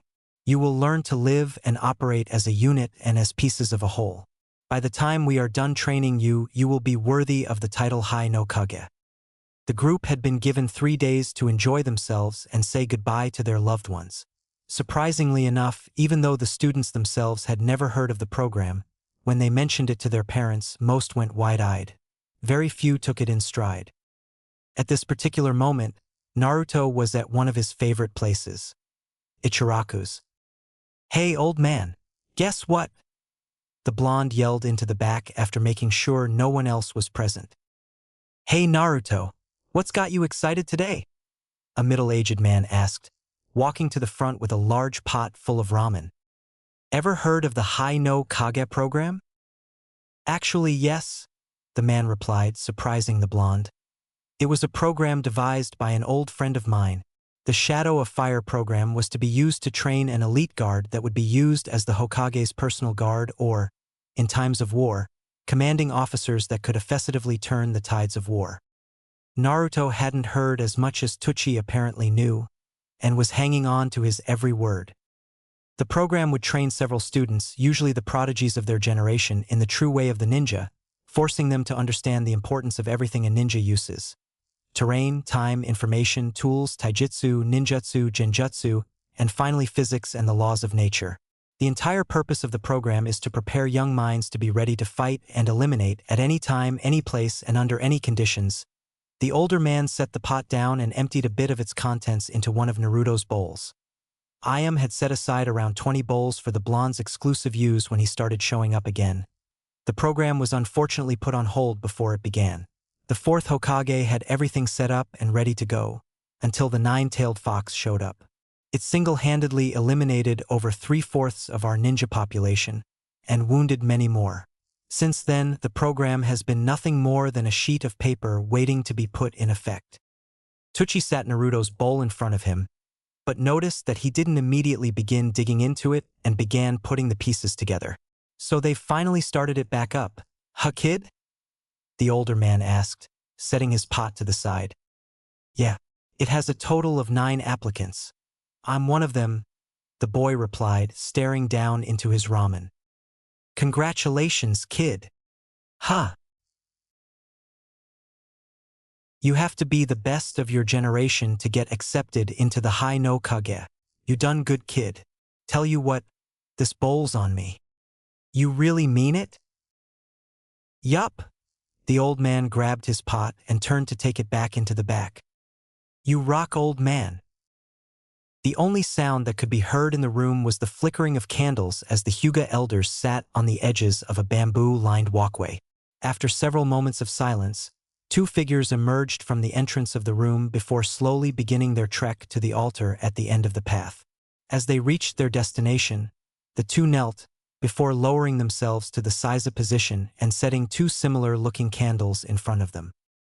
The more masculine of the 2 wore a white kimono, adorned with a sakura tree in full bloom, its petals flowing across the fabric in an unseen wind. The more feminine of the 2 wore a pink kimono with a dogwood in bloom, while its branches reached across the entire outfit. As the 2 bowed their heads, a slightly older man could be seen in front of them, lighting his candle aflame. "Blessed be this ceremony," Hayashi began, his voice loud and firm, though there was no echo in the room. Each person in it could hear the man's voice loud and clear, as if every word was being etched into their minds. "Hi, Hyuga-sama." Every voice resounded. The 2 sitting at the altar, however, remained silent and motionless. "We of the Hyuga clan have been given a great honor. 2 of our own have been inducted into the Hai no Kage, the Shadow of Fire. Not only have they been chosen among the first to ever enter the program, they have brought honor to our clan as they are the only 2 from the same clan," Hayashi continued. "As such, these 2 have completed one of life's major trials, and have finally become full-fledged shinobi. When your name is spoken, raise your head.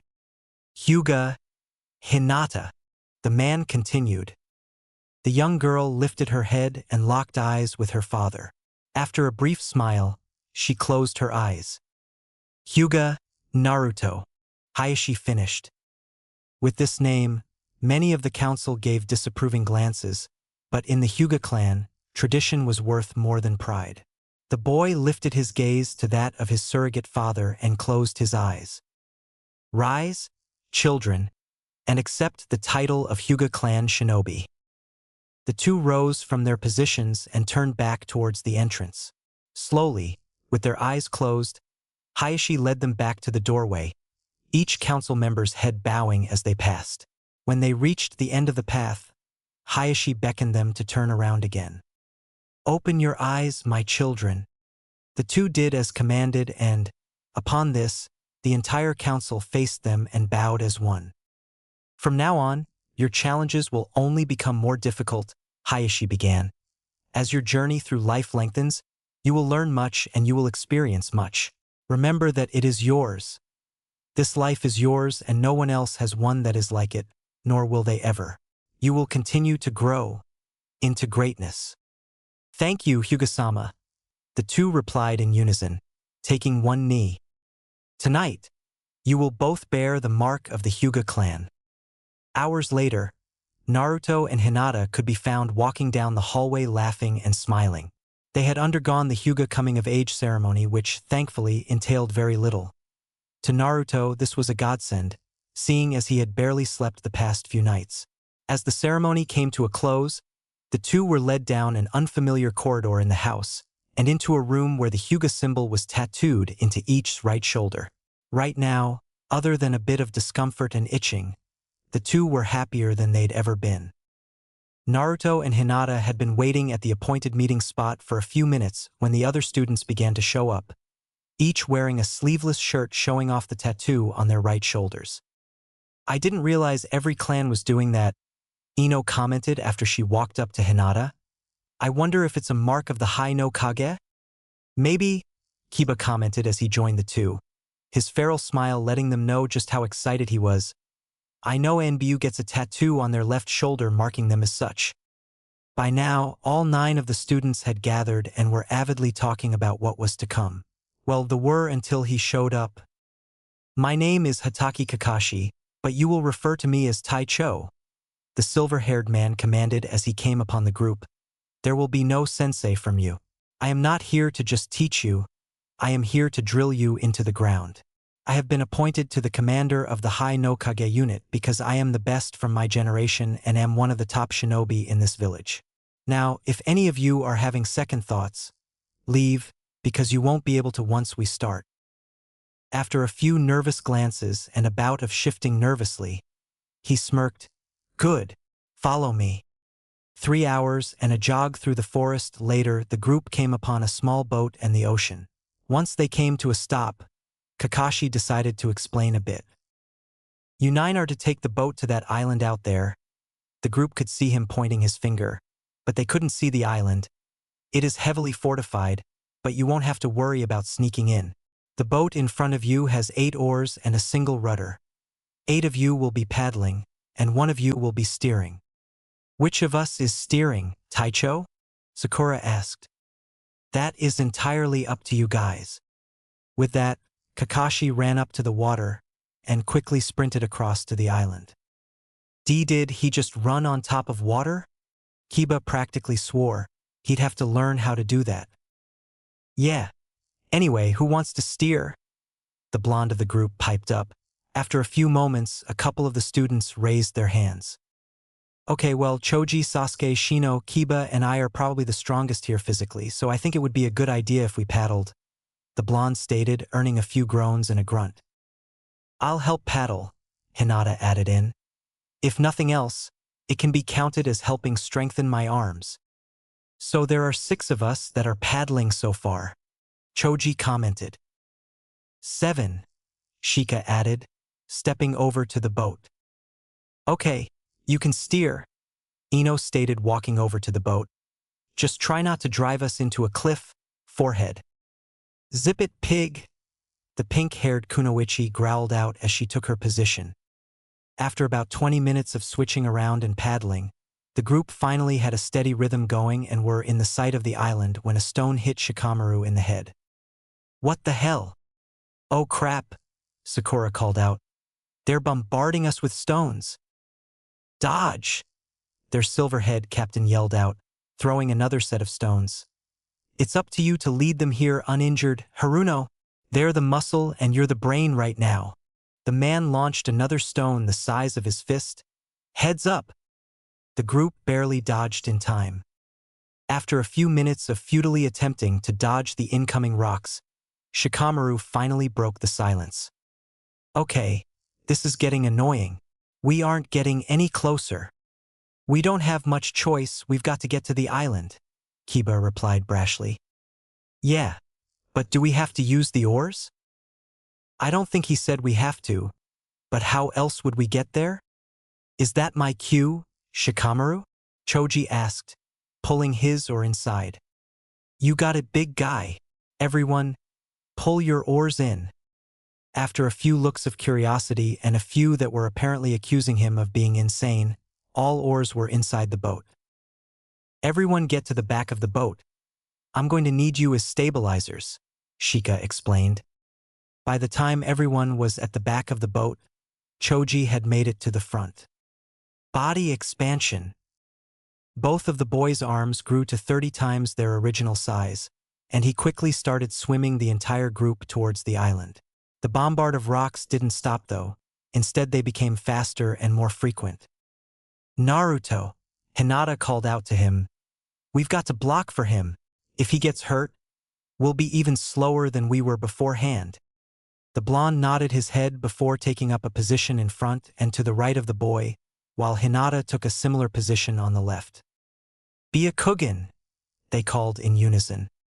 The two did an admirable job of blocking the majority of the stones, but after a few minutes the rocks stopped, and as soon as they thought they were done, several figures could be seen running straight at them. Ah crap, Kiba muttered. 3 hours later found 9 battered apprentices and 1 pristine-looking boat at the shore of the island. That was pathetic. The group turned their heads to a group of 5 shinobi, 4 of which were masked and could be easily identified as ANBU. The other was the silver-haired man from before. You didn't give us any kind of warning, Sakura proclaimed. Do you expect a warning from your enemies? The cat-masked ANBU asked. And no, the pinkette replied hastily, but you aren't our enemies. You might want to rethink that statement, the woman replied.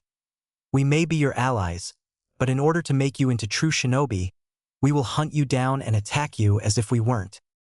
Anyway, the silver-haired man interjected. That was pathetic. You didn't formulate any sort of counter to our assault for nearly 5 minutes, and it took you nearly 10 to realize that just paddling your way to the island wouldn't be enough. If you had been on an escort mission, the enemy would have been throwing kunai and shuriken at you, not rocks, and your employer would more than likely be dead. But sensei, Hinata began to try to form a counter-argument. No buts. You failed to get here without getting hit by rocks. And worse, when you saw your enemies approaching, you didn't launch a single jutsu. You waited until my clones reached you before you even attempted to stop me. Many of the young shinobi in the group looked crestfallen. The others looked plain annoyed. I don't care what kind of prodigies you think you are. There are always better. It's my job to make you see that you aren't good enough and to force you to get stronger, the man yelled. You're out of your diapers now, kids. There's no mommy or daddy, sister, brother, best friend. Nothing to help you except yourself and your new family. He waved his hands in front of them, signaling that he was referring to the 9 of them. There is no longer a top of the class or a bottom of the class. If one of you is doing bad, all of you are doing bad. It is your job to make sure they don't drag you down, because right now, you are all a single entity and the best you can do is what the worst among you can. He got their attention with that one. No class dope? No elite? What the hell had they got themselves into? As I told you before, my name is Hatake Kakashi, but you won't know me as that, the man continued, nor will you call me sensei. A sensei follows you around and wipes your ass if you get confused and forget where it is. You will call me Taicho or Captain. I guarantee you that I have earned the title, and if you disagree, you're welcome to try and best me. I will break limbs. Sasuke and Kiba paled. Now before we start anything, there are a few things you need to know, the man explained. First is the position of attention. Keep your feet together at a 45-degree angle and your knees together. Keep your back straight and puff out your chest. I don't care if you're a girl and it embarrasses you. I promise that if any of the boys here tries to catch a glimpse, he'll be punished. Severely. Keep your arms pinned to your sides and your fists balled, thumbs on the outside. The man walked around for a moment, inspecting each attempt at the position and correcting each in tow. This is the position you will be in when I go in for room inspection. This is the position you will be in when you're in the dining area. This is the position you will be in when you're in group. This is the position you will be in whenever I am in front of you. Do you get me? A few mumbled responses were heard. I can't hear you. Get your foot out of your mouths and try again.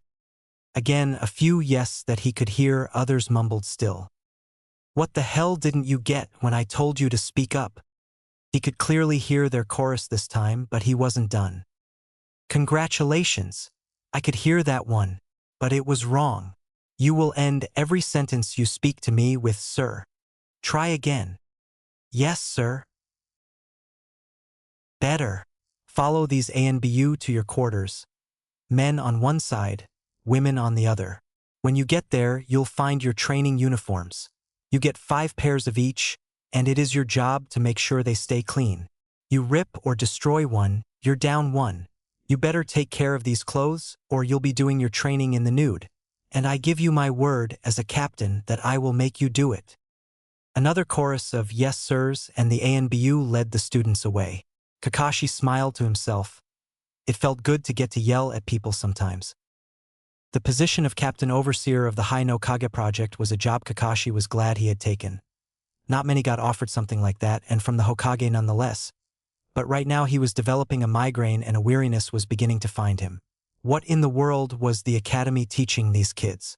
They didn't know any of the formal exercises, none of the manners or respects to show their superior officers. And the worst part? They didn't even know how to climb trees without using their hands. No wonder they freaked out when he ran on top of the water to attack them. I'm going to have a conversation with Hokage-sama after this proceeds to the next step. The silver-haired captain grimaced. The academy has gone way too far downhill since my day. As it was, he'd spent 3 days drilling the students into their practical exercises and schedules, and now that it was on the 4th day, he was beginning to enjoy himself as much as they were. Like an infected boil. If there was one thing his ninja training had taught him, though, it was perseverance. Many believed that a ninja was one who worked for his village, was a tool for his daimyo, or was merely one who explored and exercised jutsu. The truth is, it was none of those. A ninja is merely one who endures torture, exercises, pain, dismemberment, anything. A ninja is one that never backs down no matter how impossible the goal. That is the honor of a ninja. Unfortunately, right now he was questioning it.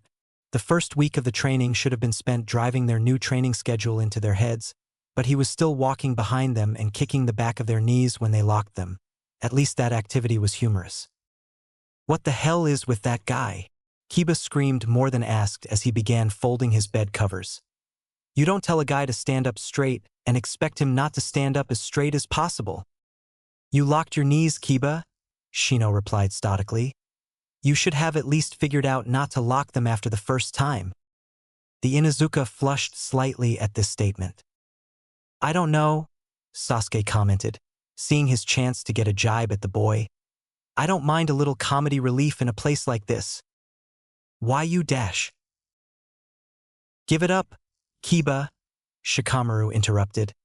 It's not worth it, but seriously, what is up with this place? I expected some extra training, but this place. Yeah, Naruto agreed. I didn't think anyone trained like this. They'd been stuck on the island for 2 weeks now, and the silver-haired captain felt he probably should have expected this. What is wrong with you? Kakashi demanded after leading the way into the outer wilderness. Ino sputtered out, trying to hide her eyes. You're too late in to want to quit, the man replied. If you really don't think you can do this, don't bother returning to your barracks tonight. What? The girl asked in surprise. I said don't return to your barracks. You don't deserve to look into the eyes of the family you're going to fail. This only served to make the girl cry worse. You give up now and you fail them all. Your family, your beliefs, your friends back home, yourself. The girl hid her face behind her hands. Your father, he finished. The girl's sobs stopped. No. You're worthless. Get the hell out of my sight. No, she stated without moving. I said get out of my sight. You're worthless. It's obvious you'll never amount to anything. You'll move through life with nothing but half-assed attempts at success, and you'll die without making a single one of your dreams come true. Now get the hell out of here. I have no use for someone who's going to back out when it gets tough. Ino firmly held her ground. What the hell are you waiting for? You're wrong, she screamed back at him. Am I? You've done nothing to prove me wrong. All you've shown me is your lack of spine. You're wrong. I'll prove you wrong. You think you can prove me wrong? Yes, I can. What was that?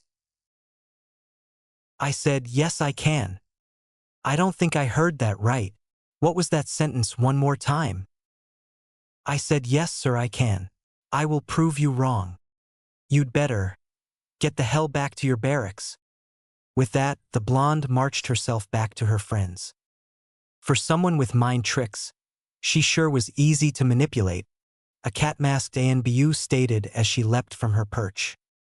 She just needed the right motivation. She's always wanted to be like her father, so I used that against her, Kakashi replied. We've all got our weaknesses, Nico. It's digging them to the surface that becomes difficult. You're expecting good things from these kids? No, I'm not expecting good things, the silver-haired ninja replied before turning an icy gaze to his comrade. I'm demanding the very best from every single one of them.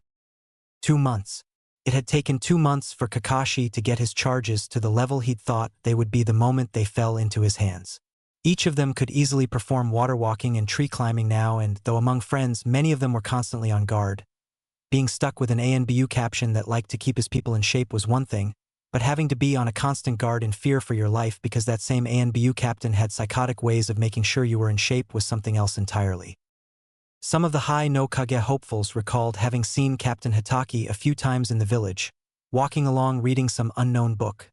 None of them realized the entire time that they were walking past a psychopath. At least that's what they felt at the time. Truth was, Kakashi's methods were extremely productive and, though his apprentices' distaste for him grew every minute, he knew that they would be a force to be reckoned with when he was through with them. Well, now that we got the basics out of the way, the captain stated, taking his place in front of his small squadron, I think it's about time we learned where each of you stands among the 4 main aspects of ninjutsu: taijutsu, ninjutsu, genjutsu, and stealth. There are only a few simple tests, and you should be done with them before the day is over, so never fear. His gaze held a slight bit of malice. You won't miss your daily workout. Several of the ninja in front of him looked like their dreams had been crushed. They'd been doing their daily workout since day 2 of their arrival, and every time they began to get used to it, something new was added, that something usually being excruciating. First, the man had added what he called a jog, and by jog he meant marathon. After they started getting adjusted to that, he added 2 pounds of weights to their legs for the run. That 2 pounds started feeling like 200 by the end of their jog. After they finally started adapting to that, he added a swim to it.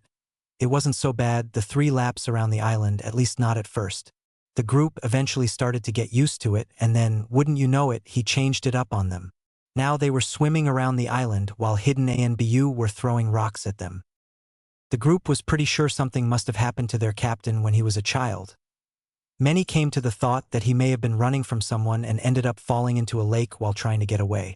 Then, as he was swimming away, the person chasing him probably tried to pelt him with rocks as he swam. At this point, Naruto had asked Shikamaru to take note of how far along their theory was. He had a distinct impression that they would be adding on to it in the next few weeks. The tests turned out to be as long and eventful as Kakashi had told them, and, like Shikamaru and Naruto had assumed, Kakashi added something to their workout routine.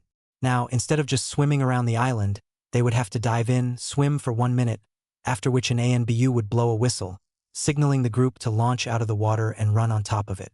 After another minute or so, another whistle would blow, and back into the water they went. But the worst part of this new routine, their laps doubled. They were now doing 6 laps around the island. Kakashi said it was so they technically ran 3 laps around it and swam 3 laps. They disagreed, but it didn't much matter. Which led up to this gloomy day.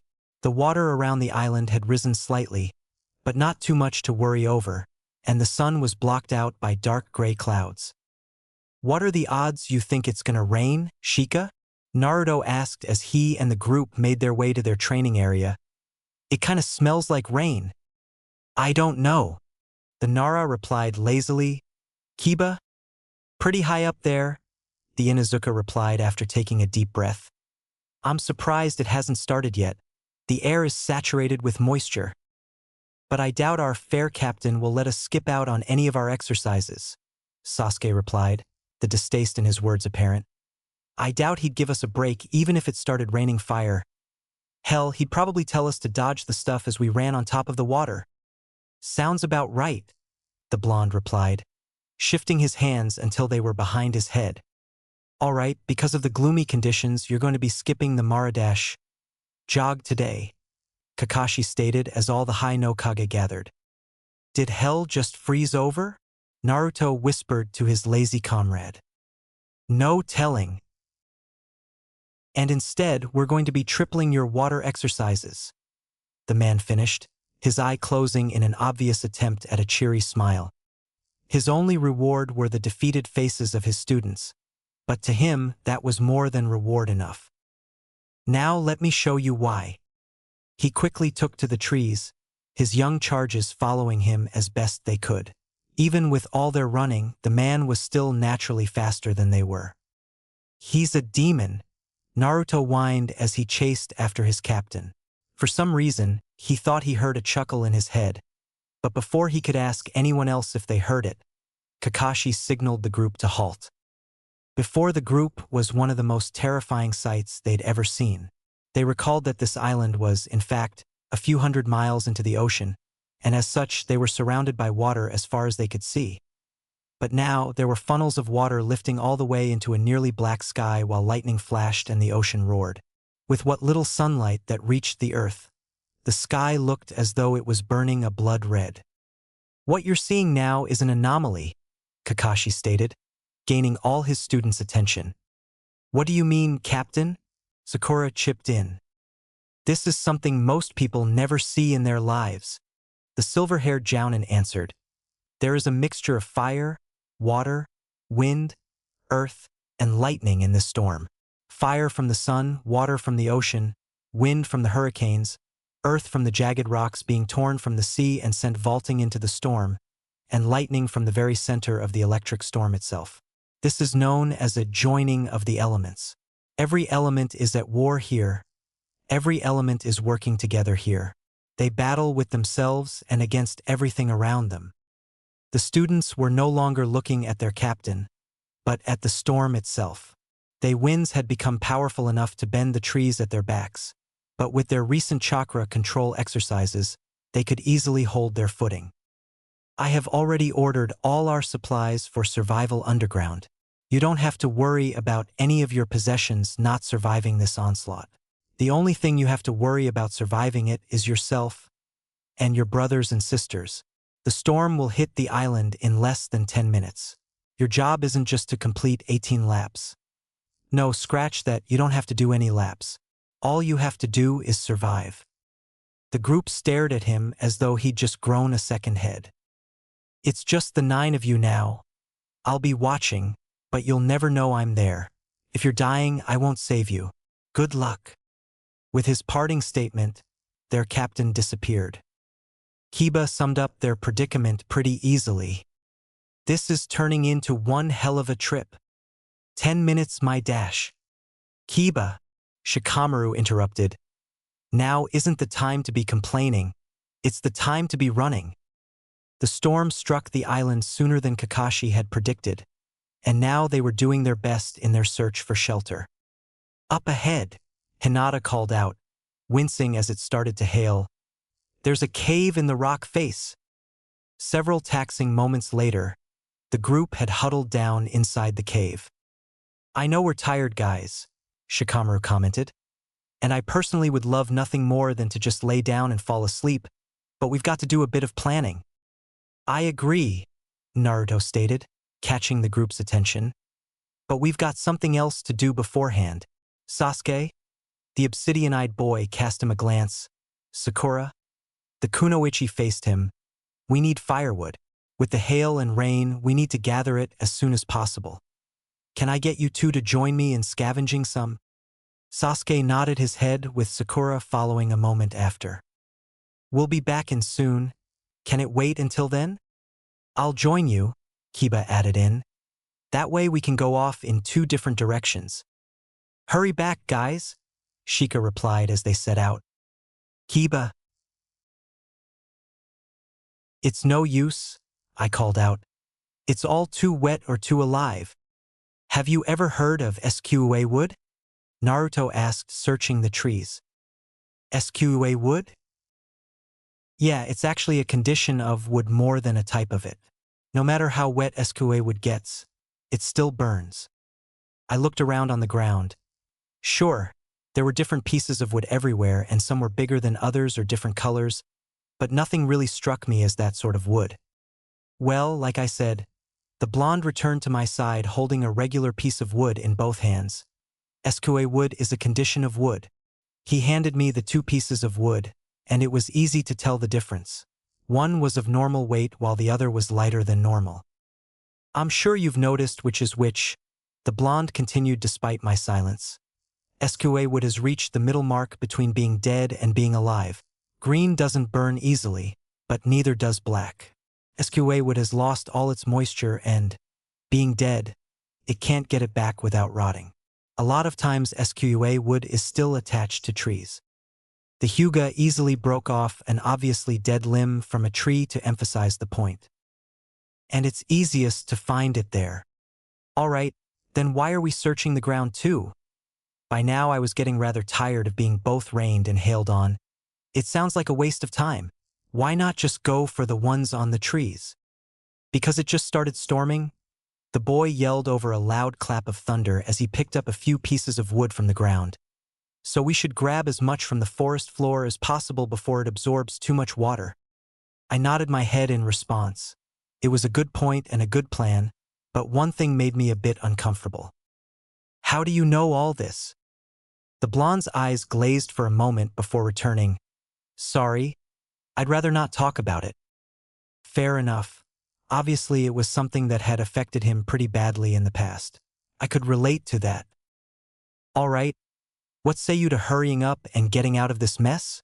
I yelled out as another thunderclap shook the earth. I'm with you on that one. Shikamaru. At first, it wasn't so bad, but now it was plain annoying. Ino hadn't shut up since the other four left. I can't believe Taicho did this to us.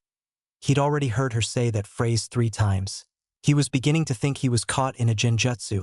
He moved his hands in the proper seal and muttered the release, but nothing happened. That's it. I'm in hell. What is he thinking?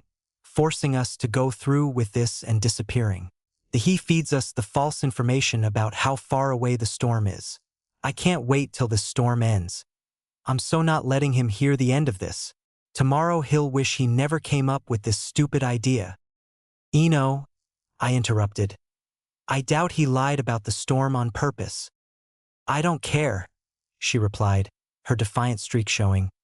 You know, I just can't wait for the storm to end so I can go to the bunker and sleep in my bed. Don't get your hopes too high, Chuji stated, staring out into the storm. I don't think this storm will be ending anytime soon. My eyes wandered over to my larger friend. We'd known each other since before the academy, so it was a guaranteed fact that the we'd rub off on each other in some fashion, and now I had to agree with him. The look in Taicho's I had shown a bit of warning. This storm wasn't something that just passes through. So how long were we supposed to survive on our own? This was one of the things I'd planned to discuss with the group when the others returned. In order to actually survive this storm, they were going to need some sort of command line. Being equals and individuals was fine and dandy, but in a life or death situation, those that had either the experience or the knowledge were better off leading the others. Life expectancy was just higher that way. This of course led to several problems. I knew that among the group, I was probably the smartest as far as strategy and planning, and that Sakura had everyone beat when it came down to book smarts, but that wasn't something needed right now. I glanced among the other four occupying the cave. None of us knew what it was like to survive alone out in the wilderness. There was no guesswork involved here. I knew it for a fact. The only ones that knew what it was like to survive without assistance were Sasuke and Naruto. Sure, we were all taught survival training in the academy, but there is only so much you can learn from a book. Those two were the only ones that could not only survive, but thrive. "Wake up!" Ino yelled as she chucked a rations bar at my head. I caught it deftly before my eyes glazed over once more. "Shika," Chuji started, catching my attention. "What's on your mind?" I spared a glance at my best friend, only to see the determination in his eyes. He knew what I was thinking, and I was pretty sure he was thinking along the same lines. "We need to discuss a few things when the others return," I replied. "How long do you believe this storm will last?" We all turned our head to the voice. Shino was never much of a talker, but when he said something, everyone heard it. "I honestly don't know," I replied, putting my fist up to my chin. "But judging from what I saw of the storm before we came here, it could last a few days at best." Ino's eyes almost bugged out of their sockets. "Or a few weeks at worst." "What?" the blonde of our group yelled out. "Ino, calm down," Hinata spoke up, attempting to settle the girl. "We're ninja for a reason. Something like this storm won't stop us, and it's only a little discomfort." Ino looked like she wanted to cry. "So troublesome," I muttered out. "Kiba. All right, I think that about does it for me. You ready, Naruto?" Said Blonde was currently lifting a log with his leg, balancing it about to throw it in the air. Clunk. "Yeah, I'm ready," he added, walking towards me. "This should at least last us through the night." We'd been searching for wood for about half an hour now and were thoroughly drenched. I was pretty sure I would wake up with welts in the morning from all the hail. After another minute or two of walking, we came to the rendezvous point and waited for the other two. "How long do you think this storm will last?" I called out, almost as a yell. The rain had started pouring down pretty hard and everything sounded like it was being muffled out but a dull roar. "I don't know," Naruto yelled back, turning to face me. "But I don't think it'll let up before the day's over with. With the way things are looking right now, this might last for a long time." I'd feared as much. Our instructors had always taught us to look underneath the underneath, and this didn't appear to be an exception. Taicho really expected us to survive out here throughout the storm, no matter how long it took to pass. "I see them."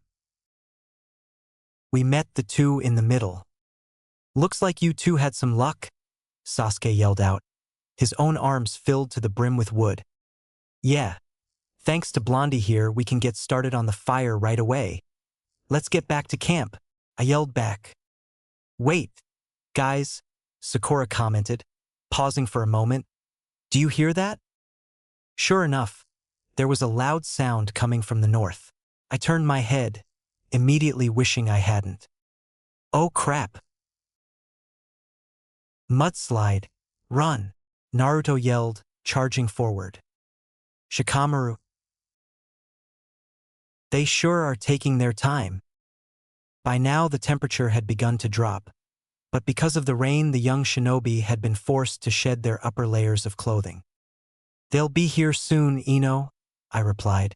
A cold shiver ran down my spine. Something was wrong. Just as I was about to get up, the four bounded into the cave entrance, fear in their eyes. "We need to get as far away from the entrance as possible," Kiba yelled, startling the others. "Wadash, why?" Ino questioned, remaining in her seated position. "Ino, get up. We're moving," I called out, grabbing several packs of gear. Chuji was quick to jump in, using his partial expansion to grab several packs as well. "Mind explaining?" The rains caused a dash. Kiba didn't get to finish his sentence as the earth began to shake and mud poured in through the cave entrance and over where we had just been seated. Naruto picked a spot to lay the wood down and Shino cocked an eyebrow.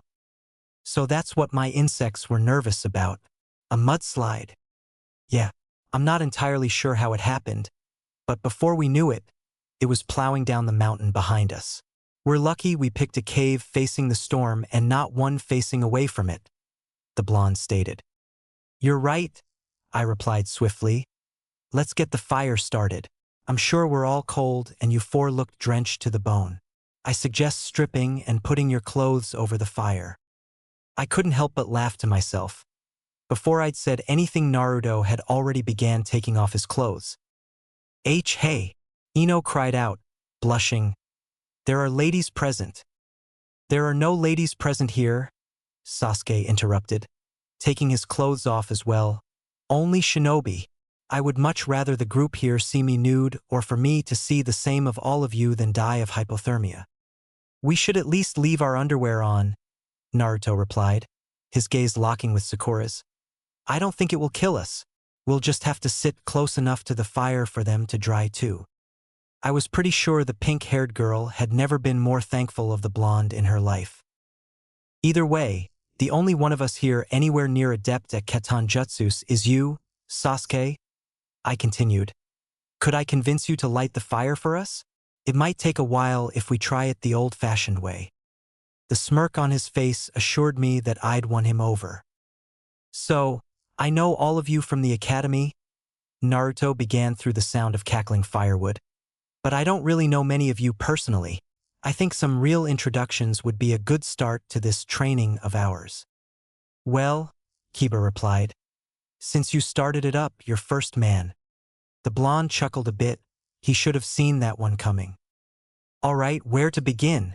He replied in a fake monologue. Well, I was an orphan for the first 8 years of my life until the day that I activated my Byakugan. I'm sure everyone here remembers that day. It was also the same day I was adopted into the Hyuga clan. I specialize in Hyuga clan taijutsu, the Juken. I like ramen, gardening, hanging out with friends, and training. So this whole ordeal must be some kind of aphrodisiac to you, huh? The Inuzuka joked. Naruto laughed beside him. Well, not really. I prefer more controlled conditions. Well, you're up, Kiba. Well, as long as we're talking about family, I come from the Inuzuka clan and have one sister and a mother, both of whom scare the ever-loving crap out of me. I don't know much about my father, and my mother refuses to tell me anything, so I doubt I'll ever know. He must have done something pretty bad to get her riled up like that, but then again, maybe not. That's just how she is. I specialize in taijutsu as well, but I usually work with my partner, Akamaru, who couldn't join us on this trip. My family have hyper-developed noses that give us a sense of smell that rivals that of a neenhound, and we use soldier pills to compensate for our chakra-devouring maneuvers. Kiba nodded to Shikamaru. My turn, I guess. Both of my parents are still alive and kicking, but I have no siblings. My father is on the council and Konoha's lead strategist. My clan, the Naras, specialize in the use of shadows. We can use them for anything from restraint to strangulation. I'm told I'm smart from most of the people I meet, but this is more of a genetic disposition than anything else. My family is one of strategists. Using our shadows and our minds, we know how to best control a situation, eliminating all negative factors and manipulating our opponent's minds. Chuji. I have no siblings, and my mother is a housewife while my father, Akimichi Chuza, is among the Konoha Council. I come from the Akimichi clan and specialize in calorific jutsu. I'm sure you noticed that I'm rather big-boned. It's because the jutsu our family use manipulate our body size, forcing us to expend both chakra to enhance our muscles and bones and calories to keep from causing our bodies to begin devouring themselves from starvation. Aside from our clan jutsu, I know a few small doton jutsus, but nothing of real merit. Ino, my parents run a flower shop in town, but my father, Inoichi, is also the clan head and a member of Konoha's council. We specialize in mind control techniques that vary from taking control of a person's very consciousness by replacing it with our own to digging through a corpse's memories to find what it knew before death. Sakura? My parents were assassinated 2 days after I joined the academy, so I live alone now. I don't have any jutsu to note other than the 3 basic academy jutsu, and my taijutsu is mediocre, but I have a deep understanding of the functionality of techniques and a quick enough mind to make use of most situations. I don't really like to talk a lot, so you guys will probably learn a lot about my silent responses. She nodded her head to Sasuke. I'm the sole survivor of the Uchiha massacre and the last loyal member of my clan. I know several powerful Ketan jutsus, but very few weaker ones. My clan's taijutsu, the receiving fist, is largely unknown to me, but I've only been studying it for a few months, though it is worthless until I awaken my clan's Dojutsu, the Sharingan. I am Aburame Shino, and my father, Aburame Shibi, is among Konoha's council as well as being the head of our clan. We specialize in the use of Kikai destruction bugs, and upon the birth of a clan member, their body is offered up to the bugs in exchange for their services. Our insects feed on our chakra, but when we summon them, they can devour the chakra of our enemy or eat through solid objects. Sounds useful, Naruto interrupted. Shika nodded his head in agreement. Ino shuddered. I'm Hyuga Hinata, heiress of the Hyuga clan. My father, Hyuga Hayashi, is both the clan head and a member of the Konoha Council, and my little sister, Hanabi, is second in line for heiress. My mother passed away when Miyamoto was born. I specialize in the Juken, but I'm studying the fundamentals of it to determine if it can be used as a long-range art as well. I suppose now that introductions are out of the way, Shika began. Wait a second, Kiba interrupted. Is it just me, or is this a little strange? What do you mean? Ino asked.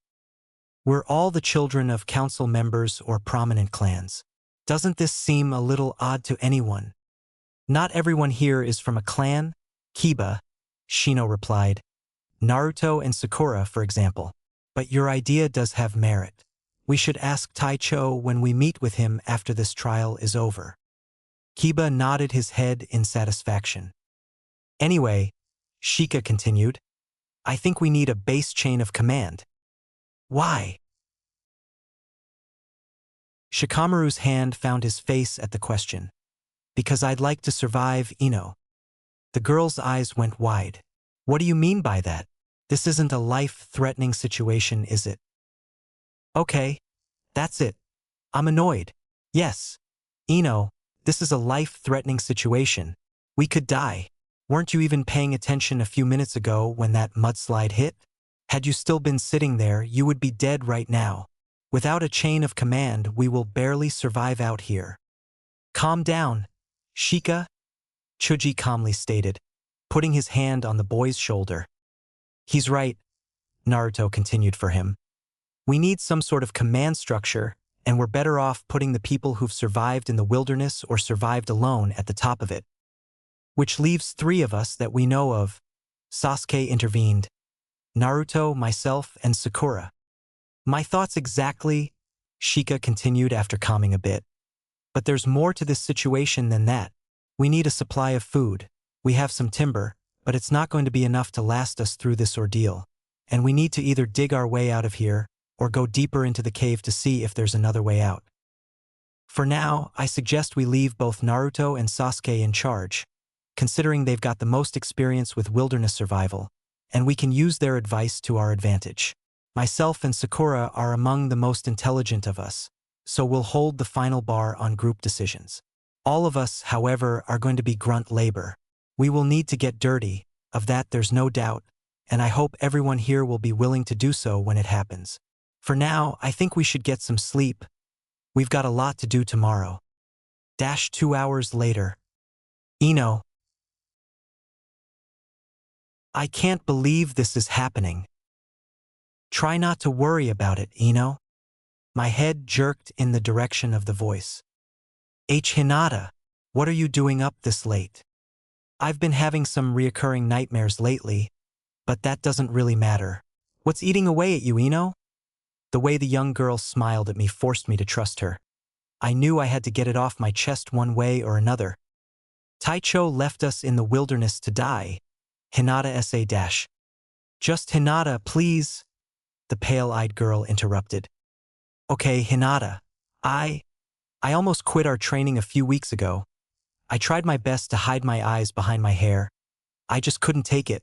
I knew it would be difficult to become ninja, but I wasn't ready for this. I don't know if I can make it through it.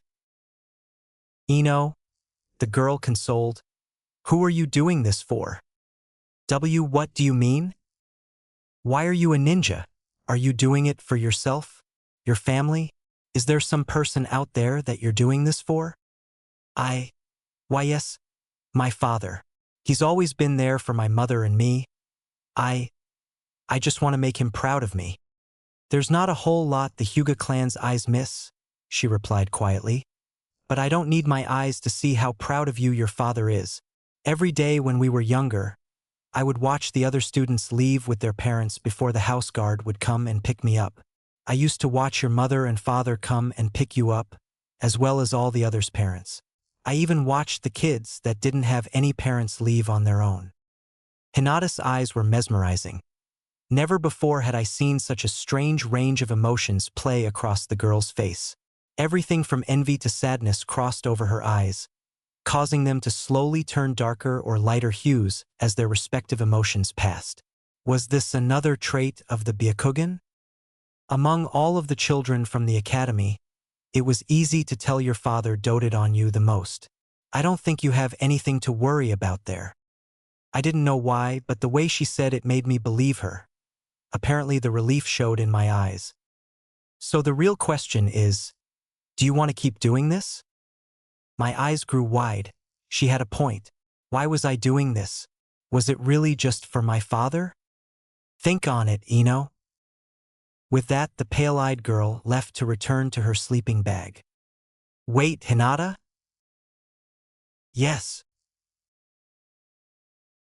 You asked me why I'm a ninja, and I can't help but wonder, why are you? I'm a Hyuga. We all join the academy and become ninja, some more successful than others. So you're just doing this because you're being told to? The girl paused for a moment and I just barely noticed her flicking her eyes towards the camp. No, there is one other reason why. There's someone I look up to and admire, and I want to be with him every step of the way. She didn't need to say that part though. It was conveyed in her eyes. Such blatant and honest emotion that it couldn't be anything less than straight from her very soul. I understand, Hinata. I smiled as the girl returned to the camp. She was willing to follow her dream through. Why shouldn't I? After all, my dream to be a ninja started long before I wanted my father's recognition. A slight cracking could be heard above the dying embers in the fire, but none in the group were awake to notice the sound. Nor did any of them see the root of a tree that began growing and moving from the soil above them. 9 hours later. What the hell is wrong with you, Tenzo? The silver-haired Jounin demanded. Sir? Anayanbu asked, removing his mask to reveal a younger man with brown hair. What are you talking about? You know damned well what I'm talking about. I ordered everyone here not to interfere with the cadet's trial. But Sir Dash. I don't give a damn about your reasons, Kakashi interrupted, his face turning red in fury. The next time you disobey my orders, you're off this project, if I decide not to have you arrested. But sir, Tenzo attempted to plead. I said no excuses. Do you understand me? I didn't do anything, the ANBU blurted out. Then how do you explain the root of a tree hyper-accelerating its growth to bust a hole in a mud and rock wall so the cadets could get to freedom? It happened less than an hour after you arrived. I told you it wasn't me, sir. Lying to and talking back to your superiors is a great offense. Kenpai, you're about to get yourself into a hell of a lot of shit. Sir, a bear-masked ANBU intervened. I arrived with Tenzo and spent the first several hours getting updated on the situation with him. Not once during that time did he even attempt to mold chakra. Fine, the captain commanded darkly. Since the two of you are so hell-bent on following through with your little story, I have a new assignment for you.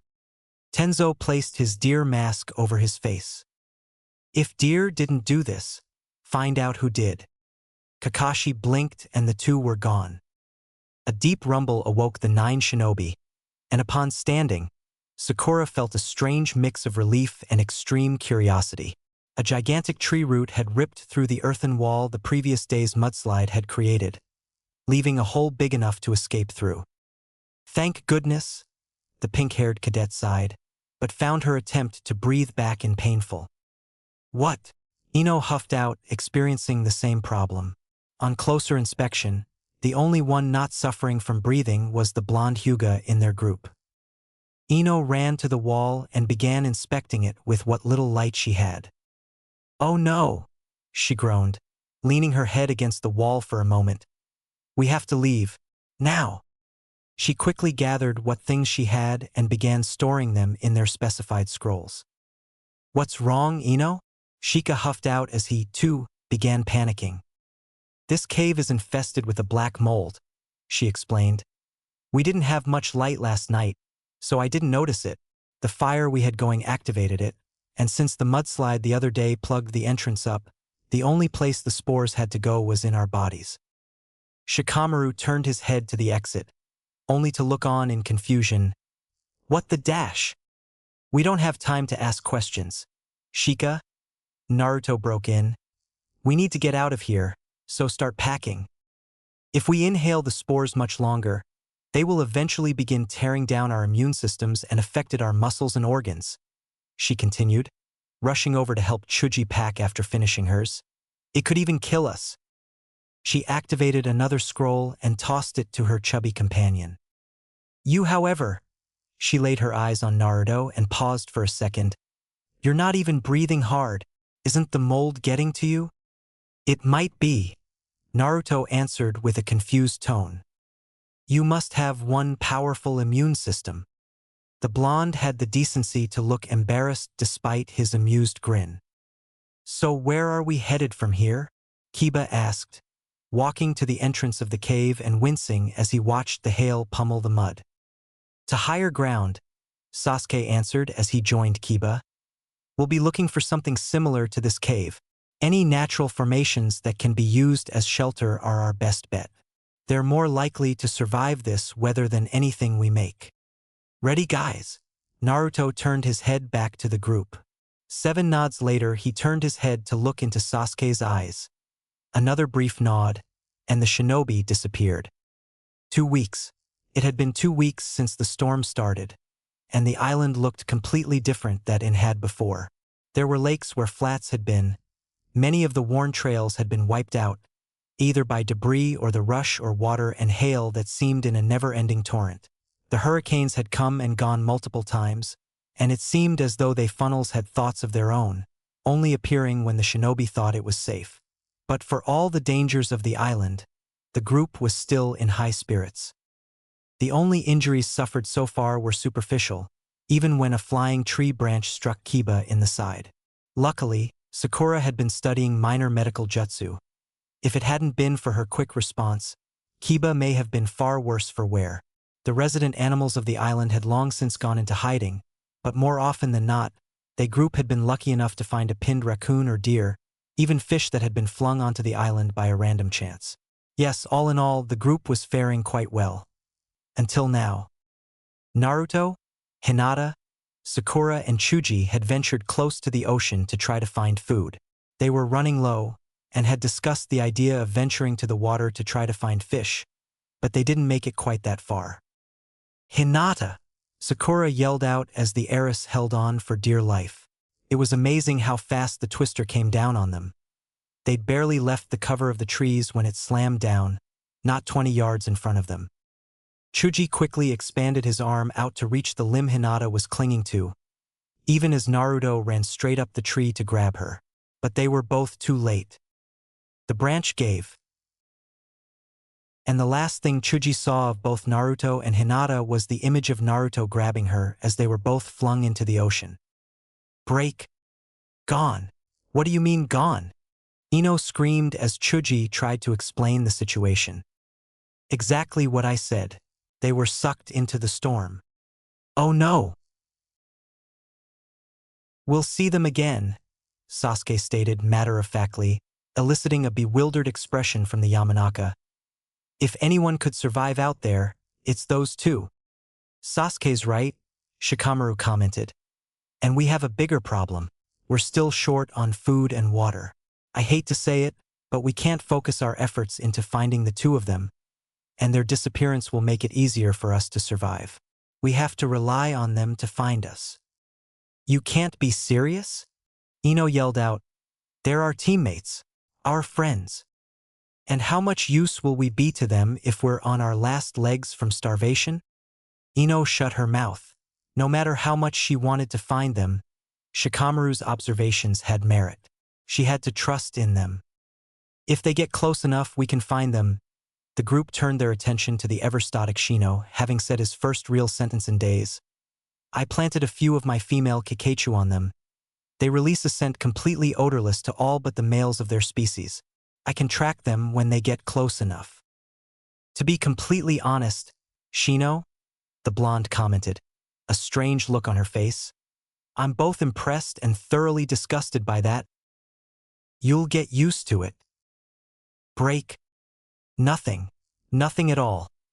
No chakra residue, no signs of a summon. It's like the tree just grew on its own. Dear, let's be honest here. This is a chakra storm, the bear-masked Umbu interrupted. You didn't expect there to be a residual chakra trail, did you? Not particularly, Deer replied. But I was really hoping it would be easy to identify. As it stands, there are only two. No, technically three real options on what's happened here. An enemy did this, the storm did this, or... Wait a second, this is a chakra storm. Bear nodded his head in response.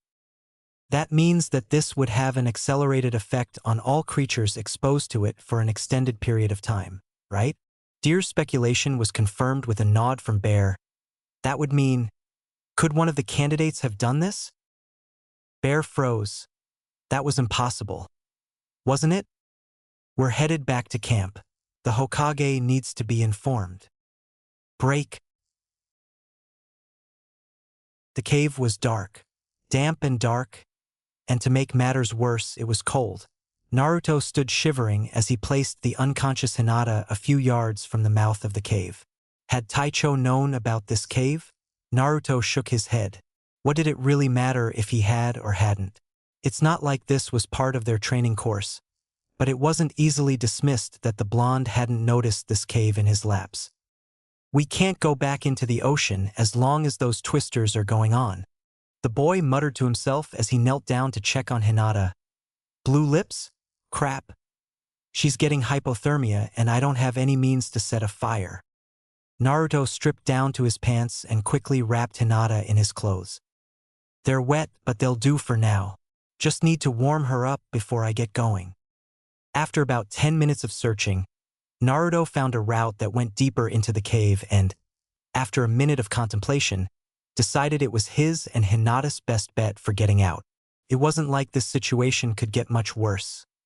Could it? Break. It had been 2 days since the two Hyugas were sucked into the storm, and despite what Shika had said to Ino, he had been leading the group to areas that he thought maybe places the two would set up a temporary camp, claiming they were decent spots to search for food. Of course, he had Sasuke helping with that issue. So long as he and Sasuke agreed on the location, the rest of the group would have no idea. Of course, that wasn't to say they were wrong either. They definitely found food there, edible plants, berries, and ever a few rabbits, but they never even saw a hint that either Naruto or Hinata had been there. Once again, something that could be contributed to the storm. It didn't settle Shikamaru's worry.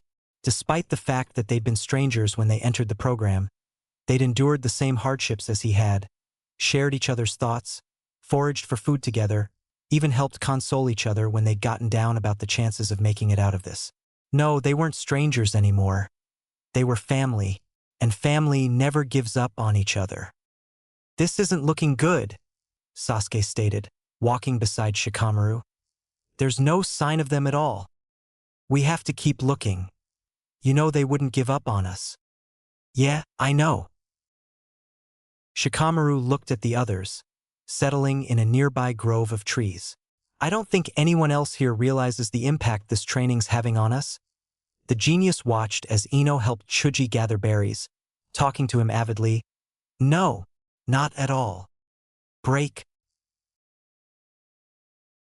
Mokutan, Kakashi looked at the two Anbu incredulously. You think one for those kids has Mokutan? Yes, sir, Deer replied. The tone of his voice showed how certain he was of his accusation. You think that one of those brats is the descendant of the Shodai Hokage? That somehow, along the way, he had an indiscretion that led to having a child with someone other than his wife, because we all know that Tsunade is the last of the Senju. Is that what you're saying? Tenzo was frightened now. He'd never seen Kakashi so livid. Forgive my accusation. Taicho, that was beyond subordination. Forgive my words. Tenzo took to one knee, knowing that this was likely the only way he could get out of this without being court-martialed and having his chakra sealed. Tenzo, you've just walked into an S-class secret. Both Anbu's eyes widened in surprise. Your silence is demanded. You will say nothing of this to anyone. This investigation never happened. Are we clear? Hi, Taicho. Break. Naruto felt like slapping himself. Repeatedly. With a large rock. Couldn't get much worse? Why did he have to think that? Things went from looking up to looking down in an instant. First, it was the fact that Hinata had yet to wake up. She was breathing, yes, but she had a fever, and the hypothermia was still there, lingering in the background. Second was that damned cliff. He'd scaled it easy enough, sure, until he caught a loose rock and tumbled more than halfway down, cutting his leg wide open from ankle to kneecap. He was lucky he didn't fall all the way. Not too sure the jagged rocks at the bottom would have been forgiving. Third, he learned a quick lesson in water walking. Chakra output varied for the amount of weight being applied to the surface. He had decided to walk over the lake he had come across. Hadn't even thought twice on it, but with Hinata secured to his back, he hadn't taken her weight into account. Until his chakra finally caught after he was waist deep in the frigid water. But the biggest issue so far was that no matter how far he walked, he never seemed to find an end to this cave. He knew he was going in the right direction. The cave had led mostly upward, so there was no reason that he shouldn't have made it to the surface by now. What was worse was that he couldn't even use his Byakugan to see the right direction. It was like the walls of the cave were saturated in chakra. All he could see when he activated it was the telltale glow of chakra, infusing everything. So he did the only thing he could do, he kept walking. NGH and Naruto? Finally, a break in his luck. Hinata, how are you feeling? The heiress looked around, noticing how dark it was despite the fact that the area around them seemed fairly well lit. Where are we? I have no clue, the blonde answered truthfully. We washed into this cave after we were pulling into the ocean. We couldn't go back out into the water, so I went ahead and carried you into the cave. Got lucky and found a few branches along the way. We're really lucky Sasuke taught us that basic Ketan Jutsu, else we'd be wandering blind. Hinata glanced at the torch Naruto was carrying, then looked at herself and noticed she was wearing his own shirt on top of hers. Naruto noticed her reaction. Don't take it off. You're suffering from hypothermia. We were stuck in the water for about an hour before I managed to get us in the cave. She nodded her head. I'm still so tired. It's okay. Rest as much as you need. Naruto bent down and picked her up. I don't have any problem carrying you. Focus on getting better. We might be down here for a while. Break. We leave in a few hours, the man stated, shuffling the papers laid out before him. This sort of phenomenon only happens once every 100 or so years. We can't afford to miss it. The group gathered in front of him bowed in response. Bring any materials you may need. Once we get there, we start immediately, and we won't be leaving until the storm subsides. Prepare for an extended stay. The group quickly shunshined away, leaving the man alone in his office. After a moment of silence, he placed his hands together and muttered to himself. Thank you for this chance, Reikage-sama. When we're done, the leaf won't know what hit them. There was screaming and blurry images of people fleeing for their lives from deep red, flickering blurs that could only be fires, even through hazy vision. An explosion erupted, causing a nearby building to collapse, sending dust, debris, and flaming wood everywhere. But even among all that, there should still have been some form of coherency. The problem was that, even with the explosions and fires, there was a looming sense of dread that there was something bigger here, something far more dangerous than anything felt before. Then, with such a swiftness it could easily be described as inhuman, a dark figure appeared some 20 yards away, walking towards her. Each step it took felt like a tremor to her, like every passing stride was leading one step closer to the confines of hell. Almost there. Just another few feet and she would be able to see its face. Almost, and then the image of it was gone, and only a searing pain was left, burning itself into her brain, screaming at her, clawing its way to the surface to be etched on the surface for all eternity. With a shrill, wailing cry, one sentence, one thought, one fact was forever engraved into her memory. Beware the destroyer of worlds. Hinata woke up to screaming, only to realize soon after that it was her own. She'd been having reoccurring nightmares lately, but none of them were as graphic as that one had been, and more so, none of them had left her with that warning. Shivering, she clutched her own arms as the tears freely flowed down her face, even as Naruto cooed into her ear that it was just a dream. It wasn't a dream. Couldn't be a dream. No dream left that sort of impression on someone. There was no way that her own mind could warp her reality and fixate on something so dangerous, so destructive, so evil. The power coming from that being in her dream. Even on his best day, her father's own may as well have been a fly trying to overpower a Katan jutsu with a single beat of its right wing. There was simply no comparing what she felt to anything she'd previously experienced. No, that wasn't a dream at all, and it left her with a warning. One she would remember to the end of her days. "And Naruto," Hinata stammered. "What is it?" he replied, settling to sit beside her. "Have you ever heard of someone called the Destroyer of Worlds?" The puzzled look on his face more than answered her question. He had no idea what she was talking about. "I don't think so." "Never mind then, it's no big deal." It was at this moment that Hinata's stomach made itself known with a loud growl. Leaving Hinata staring down at it was a face red enough to replace their old torch. Good thing it was already put out. In the pitch black of the cave, Naruto couldn't see her blush, and for that she was thankful. "I'll go see if I can find anything. We passed a lake about a half-mile back. I wouldn't be surprised if it had fish in it," the blonde commented, taking off his last shirt. "Hope you don't mind cave sushi." "That would be great, Naruto-kun," Hinata replied, feeling a bit better now that Naruto's humor was starting to kick in. "It's settled then. I'll be back as soon as I can." After Naruto had left earshot, Hinata laid back down. No sleep could claim her, not after that nightmare. But the thought continued to creep in her head. The destroyer of worlds. Break. It's perfect. What was that, Shika? "Chuji, this place is perfect," the genius replied, walking around the cave. "So far, most of the places we've been in have been too small or narrow or too shallow. The size of this place is perfect for actually staying in. I think we've found our permanent residence." Chuji took this chance to look around the place. Shikamaru was right, it seemed perfect. In the corner of it, there was a small lake that seemed to run further under the cave wall, and the walls themselves seemed completely devoid of flora.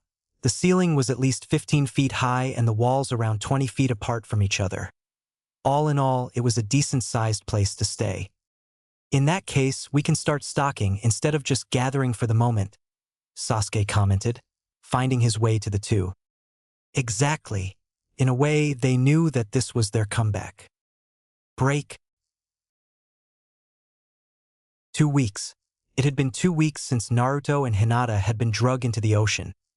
2 weeks since they were separated from their Hai no Kage family. And this was finally it. They could see daylight ahead. Of course, the two had no idea 2 weeks had passed, having been in the dark for the entirety of it, separated from all forms of worldly cycle.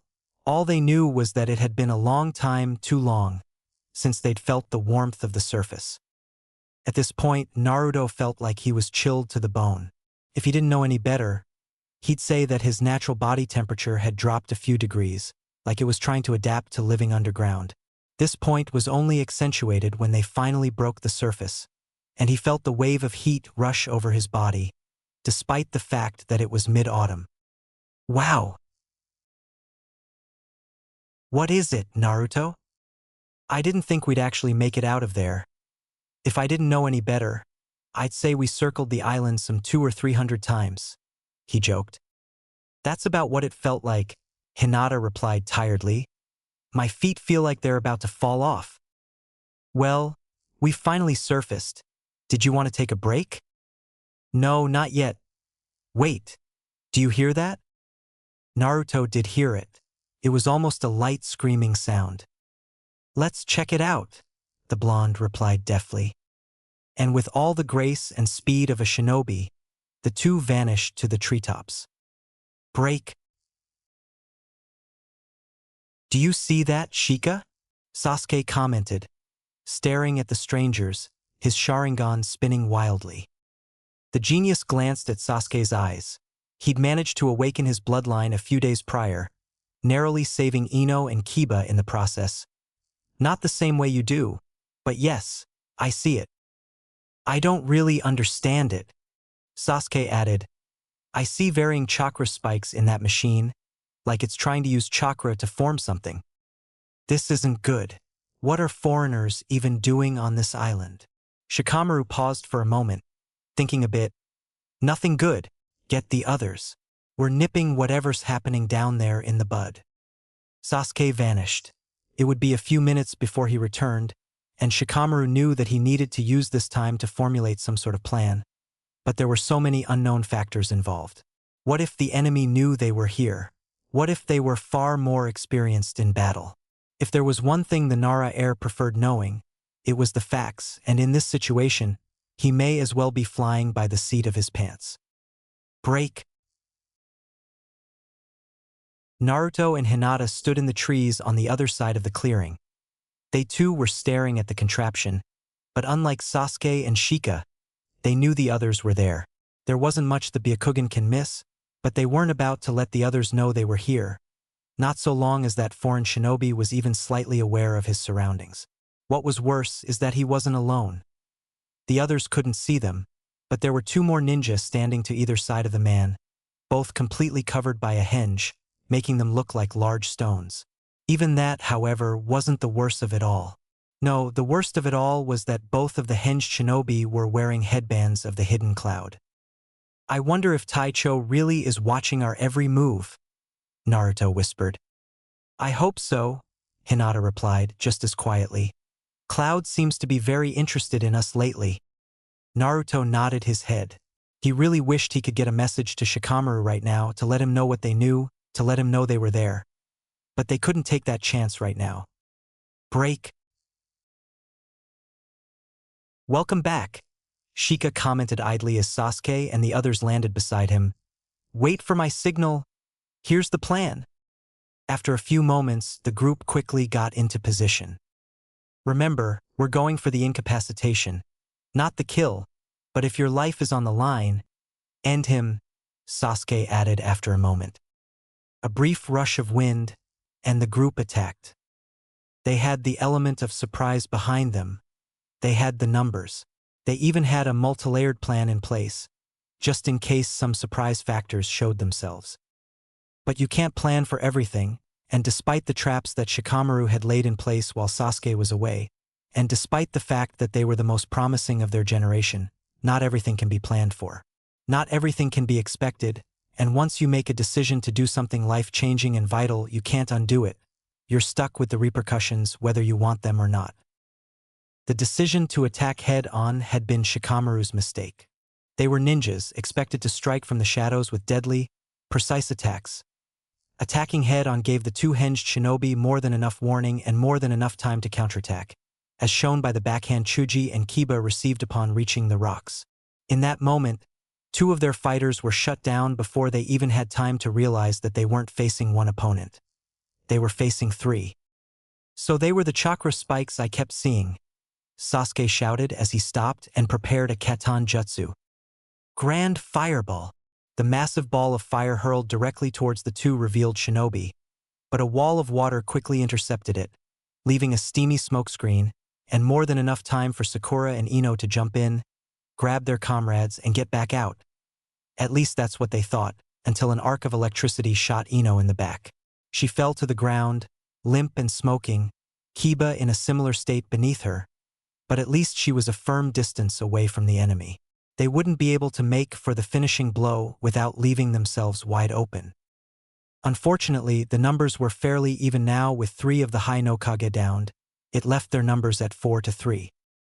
With all the brutality he could manage, Sasuke hurtled what few shuriken the group had at the enemies, even as Shika led his shadow to where he knew one of them would land.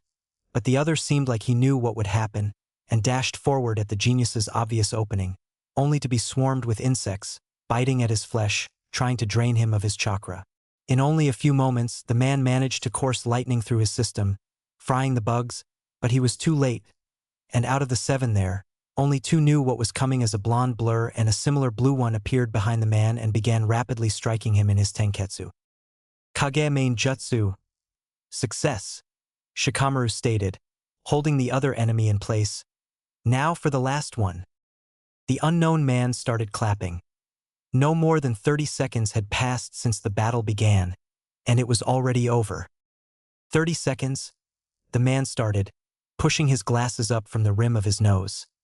It only took 30 seconds for 9 children to overpower 2 Chunin bodyguards. Not bad, even for the Leaf. Killing intent poured over the group, forcing their breath to catch in their throats. This man was no Chunin, he was obviously of Jounin caliber. Or higher. Allow me to introduce myself, he added, his hair blowing with the wind, showing a crescent-shaped scar on his forehead. I am Yesu Kamigawa, but for all it matters, you can call me Death. And he charged. Break. Do you think they've realized it yet, Kakashi? I'm sorry, Hokage-sama. I don't understand. No need to play coy with me, the Hokage replied. I know Minato told you the details of the plan. No, Hokage-sama, I don't believe they've realized what is happening to their bodies, Kakashi replied, eyes flashing to the hidden Umbu in the room. But should we be discussing something of this level of importance with others present? Do not worry about that, Sarutobi replied calmly. They've earned their right to be here. No information here will be spread in any way, shape, or form. Kakashi bowed quickly, assuring his compliance and understanding. I was informed of what Tsunade-sama did to them, yes. I see, the Hokage replied, trailing off slightly. Have they begun to show the effects of the storm? No, sir. It seems the storm isn't having any adverse effects on them, the Umbu captain replied. As far as I can tell, there will only be affected by the positive impacts. Tsunade isn't hailed as the legendary medic for nothing. Indeed, Hokage-sama. Have any of them shown the positive signs of the storm's effects? None of our shifts have reported anything unusual. Except… Yes? The Hokage interred quickly. Not long after the storm started, it was reported to me that a tree's root had forced a hole in the opening of a cave they were staying in, after being trapped by a landslide. Excellent, the Hokage replied, receiving a raised eyebrow from the silver-haired Umbu. I don't know if you're aware, but other than the positive effects of the storm, it also hastens the awakening of any Kekii Genkai that the user may contain. It's just unknown how fast or to what level their bloodlines will be opened. Only time will tell how much power it can unlock, and we have much time left before the storm begins to subside. Yes, we do, Kakashi agreed. I doubt these cadets realize that they'll be on this island for a few more years. Break. Crack. Shino did his best not to show how much that hit hurt. Shikamaru lay unconscious behind him while Naruto was slowly getting back to his feet, some 20 feet away. This was no fight, it was a slaughter. The Jounin was just toying with them. Death, he said, what a ruse. He'd been playing with their minds since he first took to the fight. Just give up? Yesu commented idly, waving his hand in a placating gesture. I might even make your death quick. Shino had no intention of giving up, but he was also certain that offer had been a blatant lie. He wanted to toy with them until they were completely broken. I'm afraid I will have to decline your offer. Thank you for the consideration, though, the young Abiram replied. I didn't think someone from your clan was capable of sarcasm, he replied with a feral grin. Look around you. All of your allies are down for the count except that weird blonde Hyuga and that pink-haired wannabe over there. He was absolutely right. Only Naruto, Shino, and Sakura were left conscious after 5 minutes of battle. Hinata had been dealt with first, receiving a harsh blow to the back of her head, and Shika had taken a kick to the gut that launched him some 30 feet. Sasuke had been a bit trickier. He dodged the initial blow the man threw, but when he tried to return the attack, Yesu managed to course electricity through his body, shocking the Uchiha into unconsciousness. You see this scar here? The man pointed to his head. I received this from the infamous mirror ninja, Kakashi of the Sharingan. I promise, if I could survive a battle with him, what makes you think you stand as more than a pebble in my path? It's simple, Shino replied as Naruto joined him. You underestimate us. And the man was covered in fire. Sasuke coughed a few times, hacking up a globule of blood and spitting it to the side. The shock treatment he got from the Jounin wasn't so bad, but the kick that launched him into a tree did a fair amount of damage. Roast, you moron, he commented as he stared at the result of his work, until the man started moving again. Third-degree burns covered the man's body, but still he moved, an enraged look scouring his face, making the man look all the more menacing. You little bastard. Sasuke didn't know what hit him. He was knocked around like a rag doll, punch after punch, each more vicious than the last, assaulting him until he was near the point of blacking out. The man lifted him by his throat. This was it. Sasuke Uchiha would die here. Even as the man's hand constricted, Naruto and Shino sprung to action. But they knew they would be too late. The man was too far away and they had nothing left that could reach him in time, even to impede him slightly. And then there was blood. But it wasn't Sasuke that was lying wounded or dead. It was Yesu. What the hell? He screamed, even as his arms were torn from their sockets. Leave him alone. Sakura was almost unrecognizable. The look on her face promised death to any who would challenge her, even as the vines that were under her control ripped the man's arms from his body, blood spurting everywhere. Another hand gesture and his legs were severed at the kneecap. By the time Shino and Naruto reached him, he was crying and whimpering, begging for mercy. Sakura would have none of that. But before she could end the man, Kakashi appeared beside her, placating her with his hand on her shoulder. Remember, Sakura, one of our shinobi teachings. Always put the mission before your personal feelings. He will die and soon, but not right now. Taicho? She stuttered, losing the grip on her chakra. The plants fell lifeless to the ground. I told you I wouldn't be here to help you, but this is something else entirely, he continued. This man was here for a reason, and we will find out what it was. You all did well. The 3 remaining candidates gave him a look of incredulity. I mean it. This is a Jounin, and he wasn't kidding when he said the other 2 were Chunin. You 9 fared far better than any of your teachers could have expected, even me. Good job, cadets. The 3 didn't stop staring at him. I'm taking this man to T and I. Get your allies back to your camp. You can't forget the nature of this storm. With that, Kakashi disappeared and the group did the only thing they could. They did what they were told and collected the others to prepare for the journey to camp, rousing those that they could. But the one thought coursed through Shino's and Naruto's minds. Was that really Sakura? Rock Lee was pretty well known for his enthusiasm in training, especially by his teammates. He could be seen running all over the village or spouting incredible ideas about how he would challenge himself if he failed or sought something he deemed as important. But today was an exception. Might Guy had driven many aspects of his own training into Lee's mind, hence how enthusiastic the boy was. But this didn't just include running laps and punching logs. It also included mastering his own mind, which was why he could be found at this present moment completely still, meditating on the stump of a tree he had knocked down some few weeks ago after it couldn't take any more of his beatings. Stillness, despite the nature of human beings, was something to be considered a feat of mental prowess. It had taken Lee months upon months to finally reach a level of stillness that he actually felt the world around him shifting, and then several more months before he began to realize something that no one else he had met had concluded. He could sense the chakra of the world. It was an accident, of course. He had nearly fallen asleep when he began to notice it, having been meditating for several hours, but he felt something shift a few meters away, and as he turned to look, his teammate Tenten had just appeared from the brush. He easily passed it off as a coincidence, until it happened again a few days later. He discovered that he could feel something move before something else took its place, like the air shifting, only this was a far more accurate. He had yet to find a decent use for this ability, but as he studied it more and meditated to feel its presence, he found that it was something that, over time, he would sense easier and easier.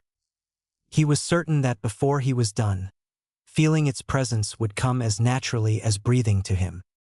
But as he sat there meditating, unbeknownst to him, something was changing in front of him. He could feel the chakra of the world morphing, but he paid it no mind, at least until he felt a heat on his skin. Opening his eyes, he nearly yelled out in surprise. The air in front of him had turned into a wall of fire. There was no catalyst, no fuel, and no jutsu sustaining it. It simply was. But as soon as Lee lost his concentration, it began to fade until all that was left was a memory. Wah! Lee said to no one in particular. It was no secret that Lee couldn't use jutsu, but if what he knew of it was true, that fire was definitely created by a jutsu. But he hadn't made any hand signs or molded any chakra, and if his new ability was to be believed, there was no one around to cast one. So what made it? Lee! Said boy turned his head so fast he nearly broke his neck. Lee! Tenten called out once again, jumping from a tree. Tenten, my youthful companion, Lee called out, waving her over. Please tell me you saw that impossible feat. I don't exactly know what you're talking about, Lee, Tenten admitted, straightening her shirt. But Guy-sensei has called for us. It looks like we've got a C-ranked escort mission to the land of rice. We'll be leaving in a few hours, but he wants to tell us the details before we pack. Very well, I'll be right there. Lee's exuberance was enough to tire Tenten out. It was like he absorbed the energy around him to perpetuate his own. All right, Lee, the girl replied, but try not to take too long. Lee waved goodbye to Tenten, fighting the blush that threatened to overcome him. Truth be, he had a small crush on the girl even though he was certain she had something for Niji. In fact, a lot of the exuberance he showed came from being embarrassed around her and not knowing how to act. He was aware that if he acted too differently outside of their team meetings that eventually they would begin to realize his situation, so he began actually integrating how he acted into his personality. One day, Tenten, the boy whispered to himself, maybe I'll be able to tell you. Break. Kakashi stared out in the direction of the island from the mainland. It was impossible to see the actual island. It was too far out. But he knew exactly where it was by the strange barrier slowly forming around it. He knew this would happen, of course, but it was still an impossible sight to see. The barrier had appeared some 15 years ago as well, which was why the Hokage of that time, Minato Namikaze, knew of its return. But while the Yellow Flash knew the details of it, no one else did, even the Sandiame. It wasn't that the Fourth wasn't willing to share the information. Simply that he'd sacrificed himself before he could pass on the details to anyone. All the knew was that the storm would last years and that it would have both negative and positive effects on the bodies of anyone caught in it, which was why some time ago, Hiruzen Sarutobi had ordered Tsunade Senju of the Sannin to return to the village for one more task before he would allow her to retire, indefinitely if she so chose.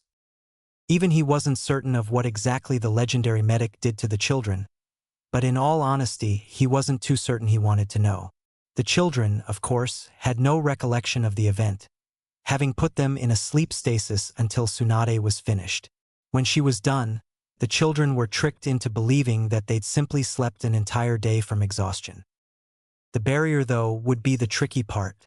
He had told his charges that he would be keeping tabs on them the entire time they were on the island, and, while he had hidden several cameras across it, he knew that he wouldn't be able to help them if push came to shove. That barrier was something that no one in the known world could break. The Yondaime had had all his barrier experts at the time study it, and they all came to the same conclusion. It wasn't made of chakra, but something different, something so powerful that chakra couldn't even make a dent in it. So here he was, Kakashi of the Sharingan, the legendary mirror ninja, completely incapable of helping 9 students through the duration of their final test. It was both humbling and mortifying. His thoughts slowly migrated to his charges, and to one in particular. He had lied to Deer, telling him that Hashirama had had an affair on Mito. Truth is a dangerous thing in the shinobi world, and there was no telling what exactly could happen if the world discovered the Harunos were the direct descendants of Tobirama Senju. At the very least, the council may try to force the Sandaime into rebuilding the Senju, and at the worst, the girl would simply lose her life. The idea that their first Hokage would be unfaithful would instill a sense of doubt into anyone's mind. The council would be far more hesitant to rebuild the Senju or inform the world of the girl's existence if they believed it would sully the name of their village. No, Kakashi was certain he made the right decision in lying to the Umbu. As much as he valued his word, he valued the face and existence of his village far more. "I believe it's time I verified the cameras," he muttered to himself. Break. Shikamaru was one of the key examples of the failings of the Konoha Ninja Academy. Despite his lazy attitude and bored exterior, he was far more intelligent than his peers. When he was a young boy, his father poked to him about tactics and looking underneath the underneath, as many shinobi called it. His father had told him that in the shinobi world there were 2 types of ninja: those who lived in the light and those who lived in the shadows. The Nara prided themselves in the latter, almost ironically. He was quite aware there was something going on here, something they weren't seeing. He knew there were more pieces to the puzzle this island represented, but so far only a few had presented themselves. First was Shika's discovery of the cameras lacing the island. He hadn't bothered to tell the others about them, aware that they were likely placed there by their Taicho, but he had considered what their presence meant. Their Taicho had told them he would always be watching them, so, naturally, he had taken that in a very literal sense. He thought that the man would be here with them in the shadows. He wasn't. That brought about more questions, the most prominent being simply, why wasn't he here in person? Shikamaru's mind bounced back and forth, pondering the possibilities, but it wasn't until he noticed the purple barrier rising from the sea that he solidified his conclusion. Something was going to happen here that he couldn't participate in. The shadow user never even noticed the rest of the Hai no Kage join him until Kiba spoke up. "What the hell is that?" "I don't know, Kiba," he replied, tensing slightly. "But I think I understand why Taicho said he wouldn't help us." "It's because he isn't here, huh?" Sasuke replied, his Sharingan blazing as he stared up at the forming dome. "We're stuck here on this island till this thing subsides." "Well, I don't know about the rest of you," Naruto supplied, "but I think it's time I got some training in. Anyone else shuaing me?" His answer was a chorus of bewildered looks ranging from raised eyebrows to the amusingly pale face Ino supported. "Suit yourselves." After he turned to leave, Shino spoke up. "I believe Naruto's training idea is correct. We've already been here for several weeks. I don't know about the rest of you, but I think we'll be stuck in here for some time, and I for one don't plan on leaving the same man I was when I came here." As he walked off to join Naruto, he was surprised to see most of the others joining him. He looked at the others with a raised eyebrow. "Don't think you're going to be doing this by yourselves. We're the Hai no Kage," Kiba declared, clenching his fist. "And we do everything as the family we are," Hinata agreed, taking step beside him. "We've come too far to hold ourselves back," Sasuke commented, joining him on his other side. "And when we're done here," Sakura stated, coming around in front of him, "the world won't know what hit them," Chuji completed. Break. Figures, they're broken. Kakashi stated more to himself than anyone else in the room. How does this even happen? They aren't broken, Kakashi. Hokage-sama? He nearly broke his back spinning around and saluting.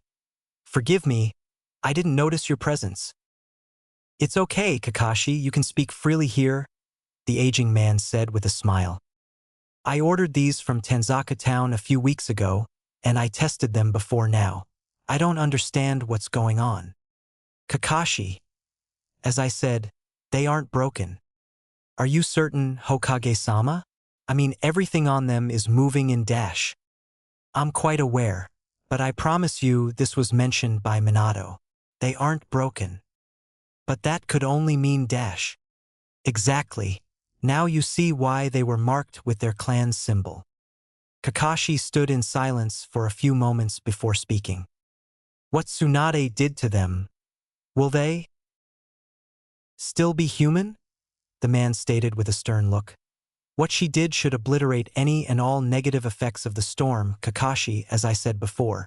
She studied the men from the last time very carefully. Kakashi seemed to visibly calm down from that. That being said, they were chosen for a reason, Captain. You should remember that. Break.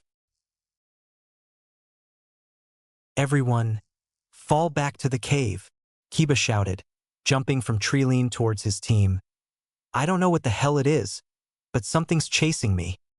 What are you talking? Abo-Chuji was interrupted by a shrill cry coming from Ino as the creature that had been chasing Kiba emerged from the forest. Could easily be considered some sort of ape, save for its lack of a head. If the teeth were anything to go by, it seemed like its head was actually sunken into its torso, and its entire chest seemed to morph as it let out a ground-shaking roar. It quickly began closing the distance to the group, jumping from its feet to its fists, much like a great ape. Everyone run! Shikamaru yelled to the group. It's a Wendigo! What's a dash? It doesn't matter what it is. He all but yelled back at Sasuke. It eats people! As they were running back to the cave, they were quickly informed how dangerous the creature was as a large boulder flew past them, breaking several trees before finally stopping after embedding several feet into the forest floor. Kiba hit the ground rolling as a massive vibration overtook the group.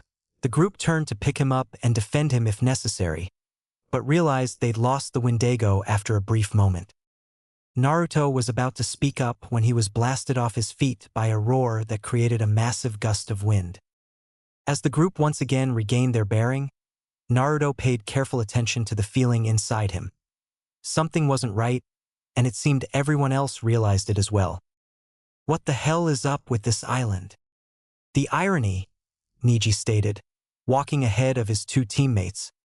It may be ironic, but at least the trip promises to be eventful, Lee shouted in excitement.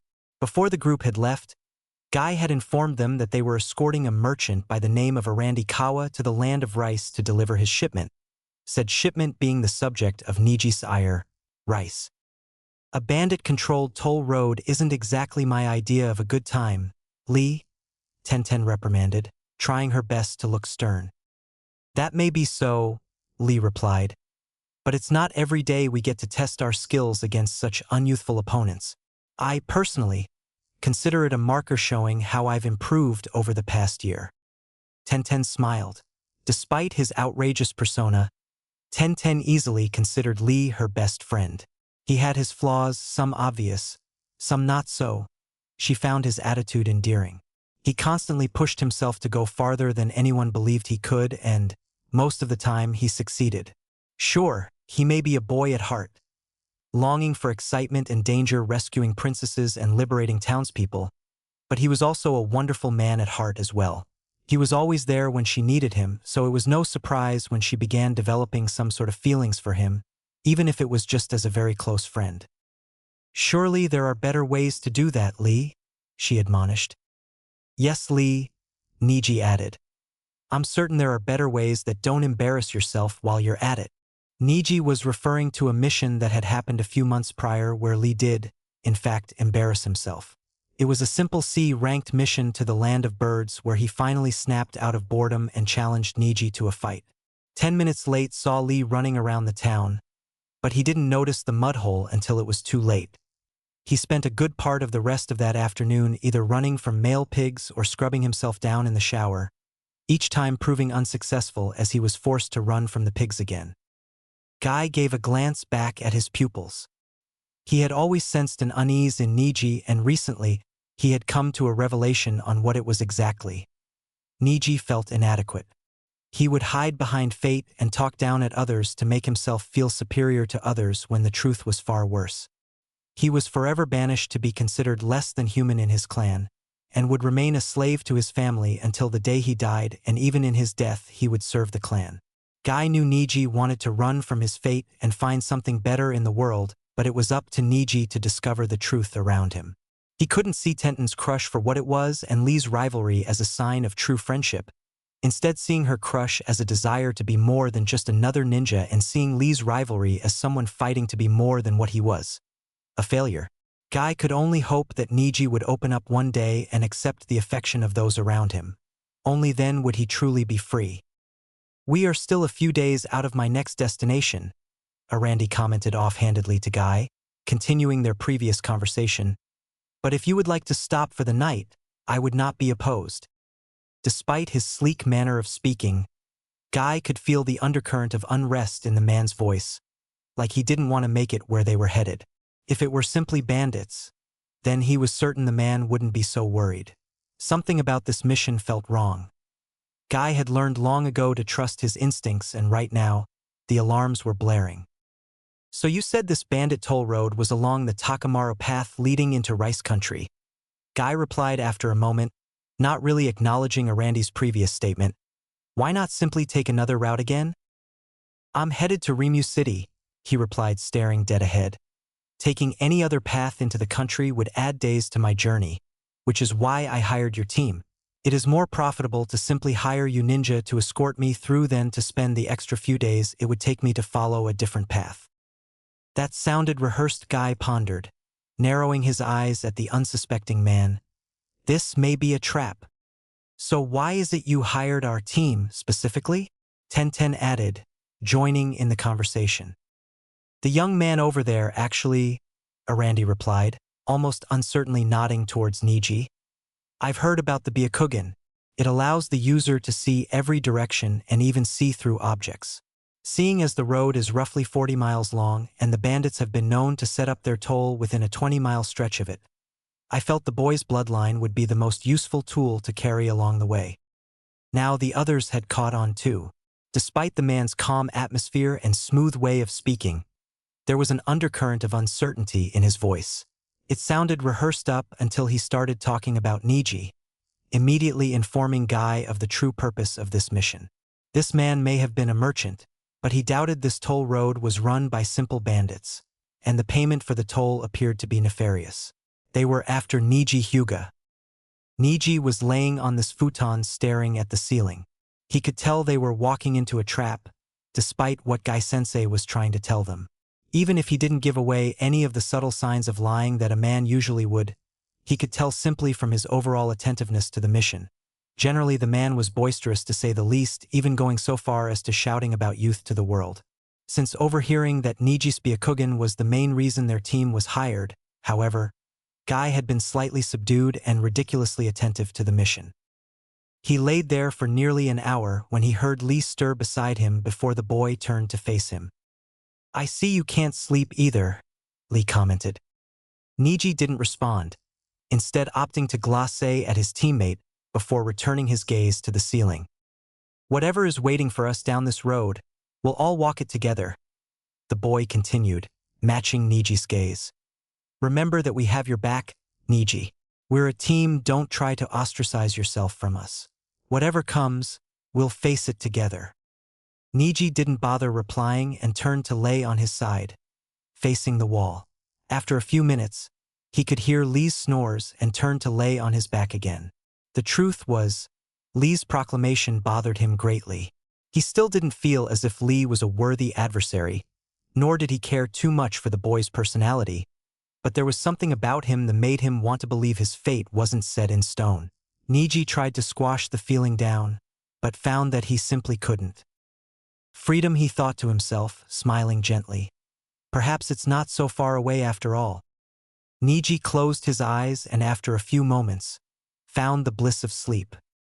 2,753 thunk, 2,754 thunk. Tenten was getting exhausted just watching Lee train. So far he'd done 10 laps around the village, 5,000 jumping jacks, and 2,000 push-ups, surprisingly light for the young man. Despite the intense amount of exercise Lee had been doing, it was still nothing compared to what he had normally accomplished by this time of day. After a brief protesting, when Guy had ordered Lee to take it easy training on the mission, he obeyed and dumbed his workout down a good 60%. Lee decided to pause in his workout after his last kick broke through the tree he had been using, causing it to fall to the forest floor a good distance behind the group. "Will neither of you two be joining me this morning?" Niji spared Lee a glance before continuing his meditation, while Tenten merely scratched the back of her head with an awkward smile. "Sorry, Lee. I'm taking this mission as a bit of a breather on training. Besides, if we do run into trouble, I'd like to know that I have all of my weapons on hand. Don't want to chance losing any in training." "Right?" Lee said almost sarcastically. "Like you would actually lose any of them. I can't even remember the last time you missed a target, much less lost a weapon you threw." Tenten smiled at the compliment, but turned her gaze towards the ground. "True enough, but honestly, I'd rather spend this time thinking of a plan of action for when things actually do go south. And you know they will." Lee nodded solemnly. Ever since Tour Charge made mention of Niji's Byakugan, he's been a bit more reserved. It's almost a guarantee that this is actually a hit. "My concern isn't the thought of losing my eyes," Niji commented idly. "When I die, my bloodline will be sealed with me. If it comes down to it, I will end my own life to protect the secrets of my clan. My concern has less to do with the what and why and more to do with the who." Lee took a moment to think on it.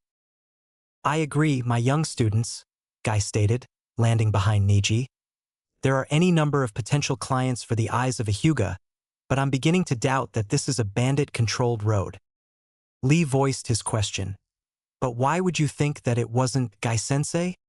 Guy's face turned serious before pointing at himself, causing Lee's mouth to form an O.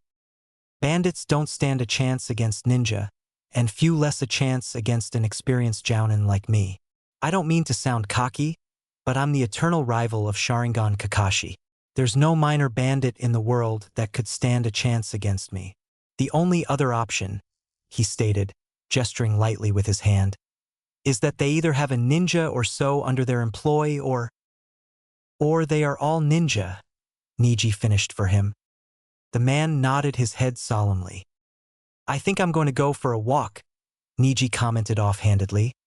"And please, don't follow me. I can handle myself."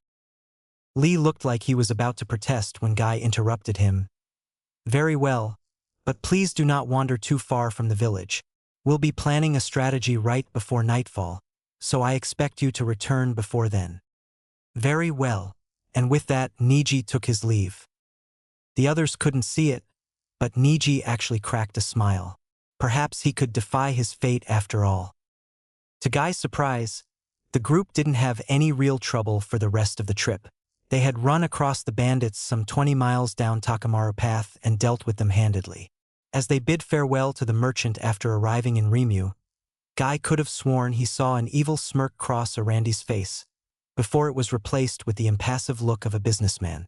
Overall, the entire mission left Guy feeling very uneasy. A short while after Niji had returned to discuss strategy, Arandi showed up looking much more at ease than he had before.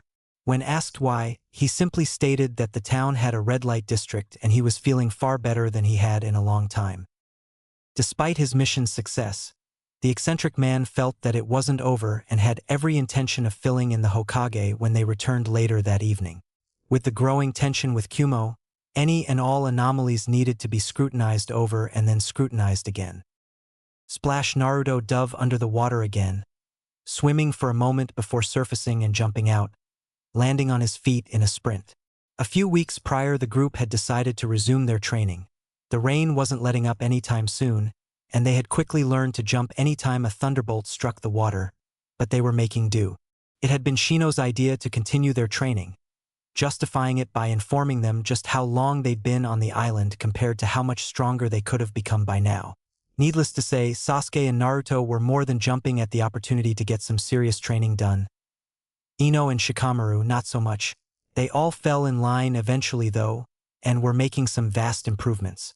Kiba even suggested adding more to their routine, which now included running up the side of a cliff face that had been mostly turned to mud over the past few months. The group had run into several monstrosities since first encountering the Wendigo, but none of them were quite so humanoid and none of them had heard from the creature since. The truth was, Naruto wouldn't mind coming across it again, certain he could take it down, but his reasoning wasn't quite so simple. If he ran across it again, that means it's still alive and whatever caused that shockwave wasn't a real treat. But if they didn't run across the Wendigo, then surely they would run across the thing that killed it sooner or later. Naruto wasn't sure he was ready for something like that. Eyes on the prize, Blondie? Kiba shouted, noticing Naruto's lack of attentiveness. You keep zoning out like that and one of those freaky maniacs will get you. Naruto laughed at his friend's expense. The only reason Kiba knew about the ancient fish was because, like Naruto now, he was zoning out and one jumped out of the water, swallowing him whole. It was only Ino's quick thinking that saved him, taking over the fish's mind and forcing it to upchuck her comrade.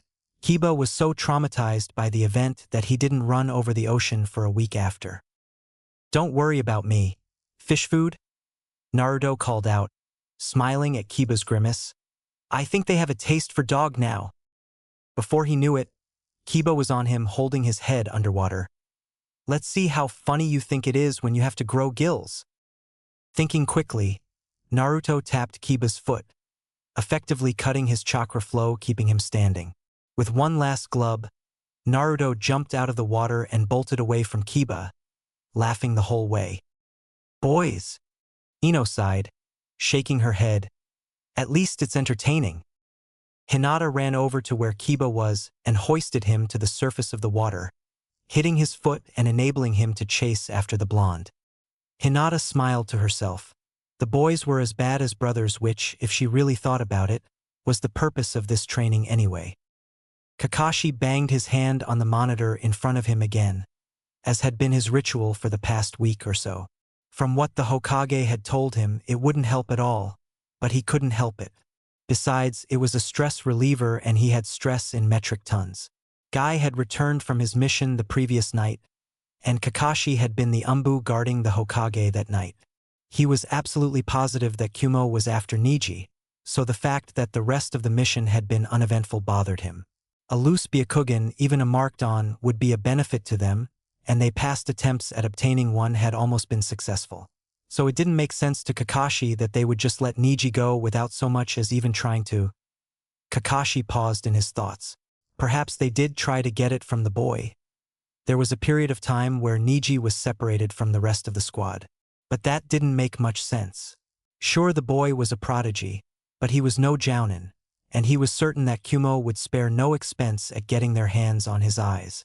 Things were getting complicated, and there was too much that Kakashi didn't know. He had to report to the Hokage. Sakura was beside herself. Everything she was doing was right according to any book she'd read on human anatomy, but she couldn't stop his screaming. There was no sign of any physical damage, but if the guttural screams coming from Kiba's mouth were anything to go by, the pain he was in must have been excruciating. I can't do anything for him, Sakura whispered, her voice carrying the sadness she felt. None of the herbs I could find seemed to be doing any good either, Hinata added, wondering what she could do for her friend. I've even tried using Nirn root to knock him out. Nothing's working on him at all. Shika was about to offer a solution when Kiba's screams fell silent, and his eyes stared ahead blankly. Is he? No, he's just passed out, Hinata commented, checking his pulse. I don't understand why his eyes are open though. It doesn't matter, Shika finished. We need to make sure we have plenty of water for him when he wakes up. If the screams are any indication, He'd die of dehydration long before this thing kills him. Outside the cavern, Naruto was running a stick through the mud, his thoughts on his Inuzuka companion. It was true that he threw barbs at him occasionally and that they were generally at each other's throat, but he still felt a strong bond with the boy. The fact that he was in this much pain and that he could do nothing about it bothered him greatly. If only there was something he could do to help. Unfortunately, he wasn't skilled with any medical ninjutsu, nor was he well versed on medical herbs. So he was of little use here. The only thing he could do was be there for him when he woke up. As night began to fall, Kiba began to stir, catching the girls' attention. They were about to call for Naruto and the others when they began to witness something terrifying as Kiba's eye began to turn white and his body began crunching. His screams were once again resounding throughout the cave, and that was all Naruto and the others needed to rush in to see what they could do. The sight that met them, however, was one that they wouldn't easily forget as the monster that Sakura was holding down with vines began to rip through them. It was a terrible sight to behold, and it was made far worse when they noticed a patch of fur that had grown in white instead of brown on the beast's right shoulder. It was shaped the same as Kiba's tattoo. "I think we have a problem here, guys," Sasuke shouted, attempting to get the others to the cave as fast as possible. Shika and the rest arrived just in time to see the vines get shredded as the beast flexed. It looked up at the top of the cavern they were in and stared at a hole that had let the full moon shine down on it. It was easily the scariest thing any of them had ever seen as it threw its head back and bore its claws. It was the most terrifying howl Naruto had ever heard.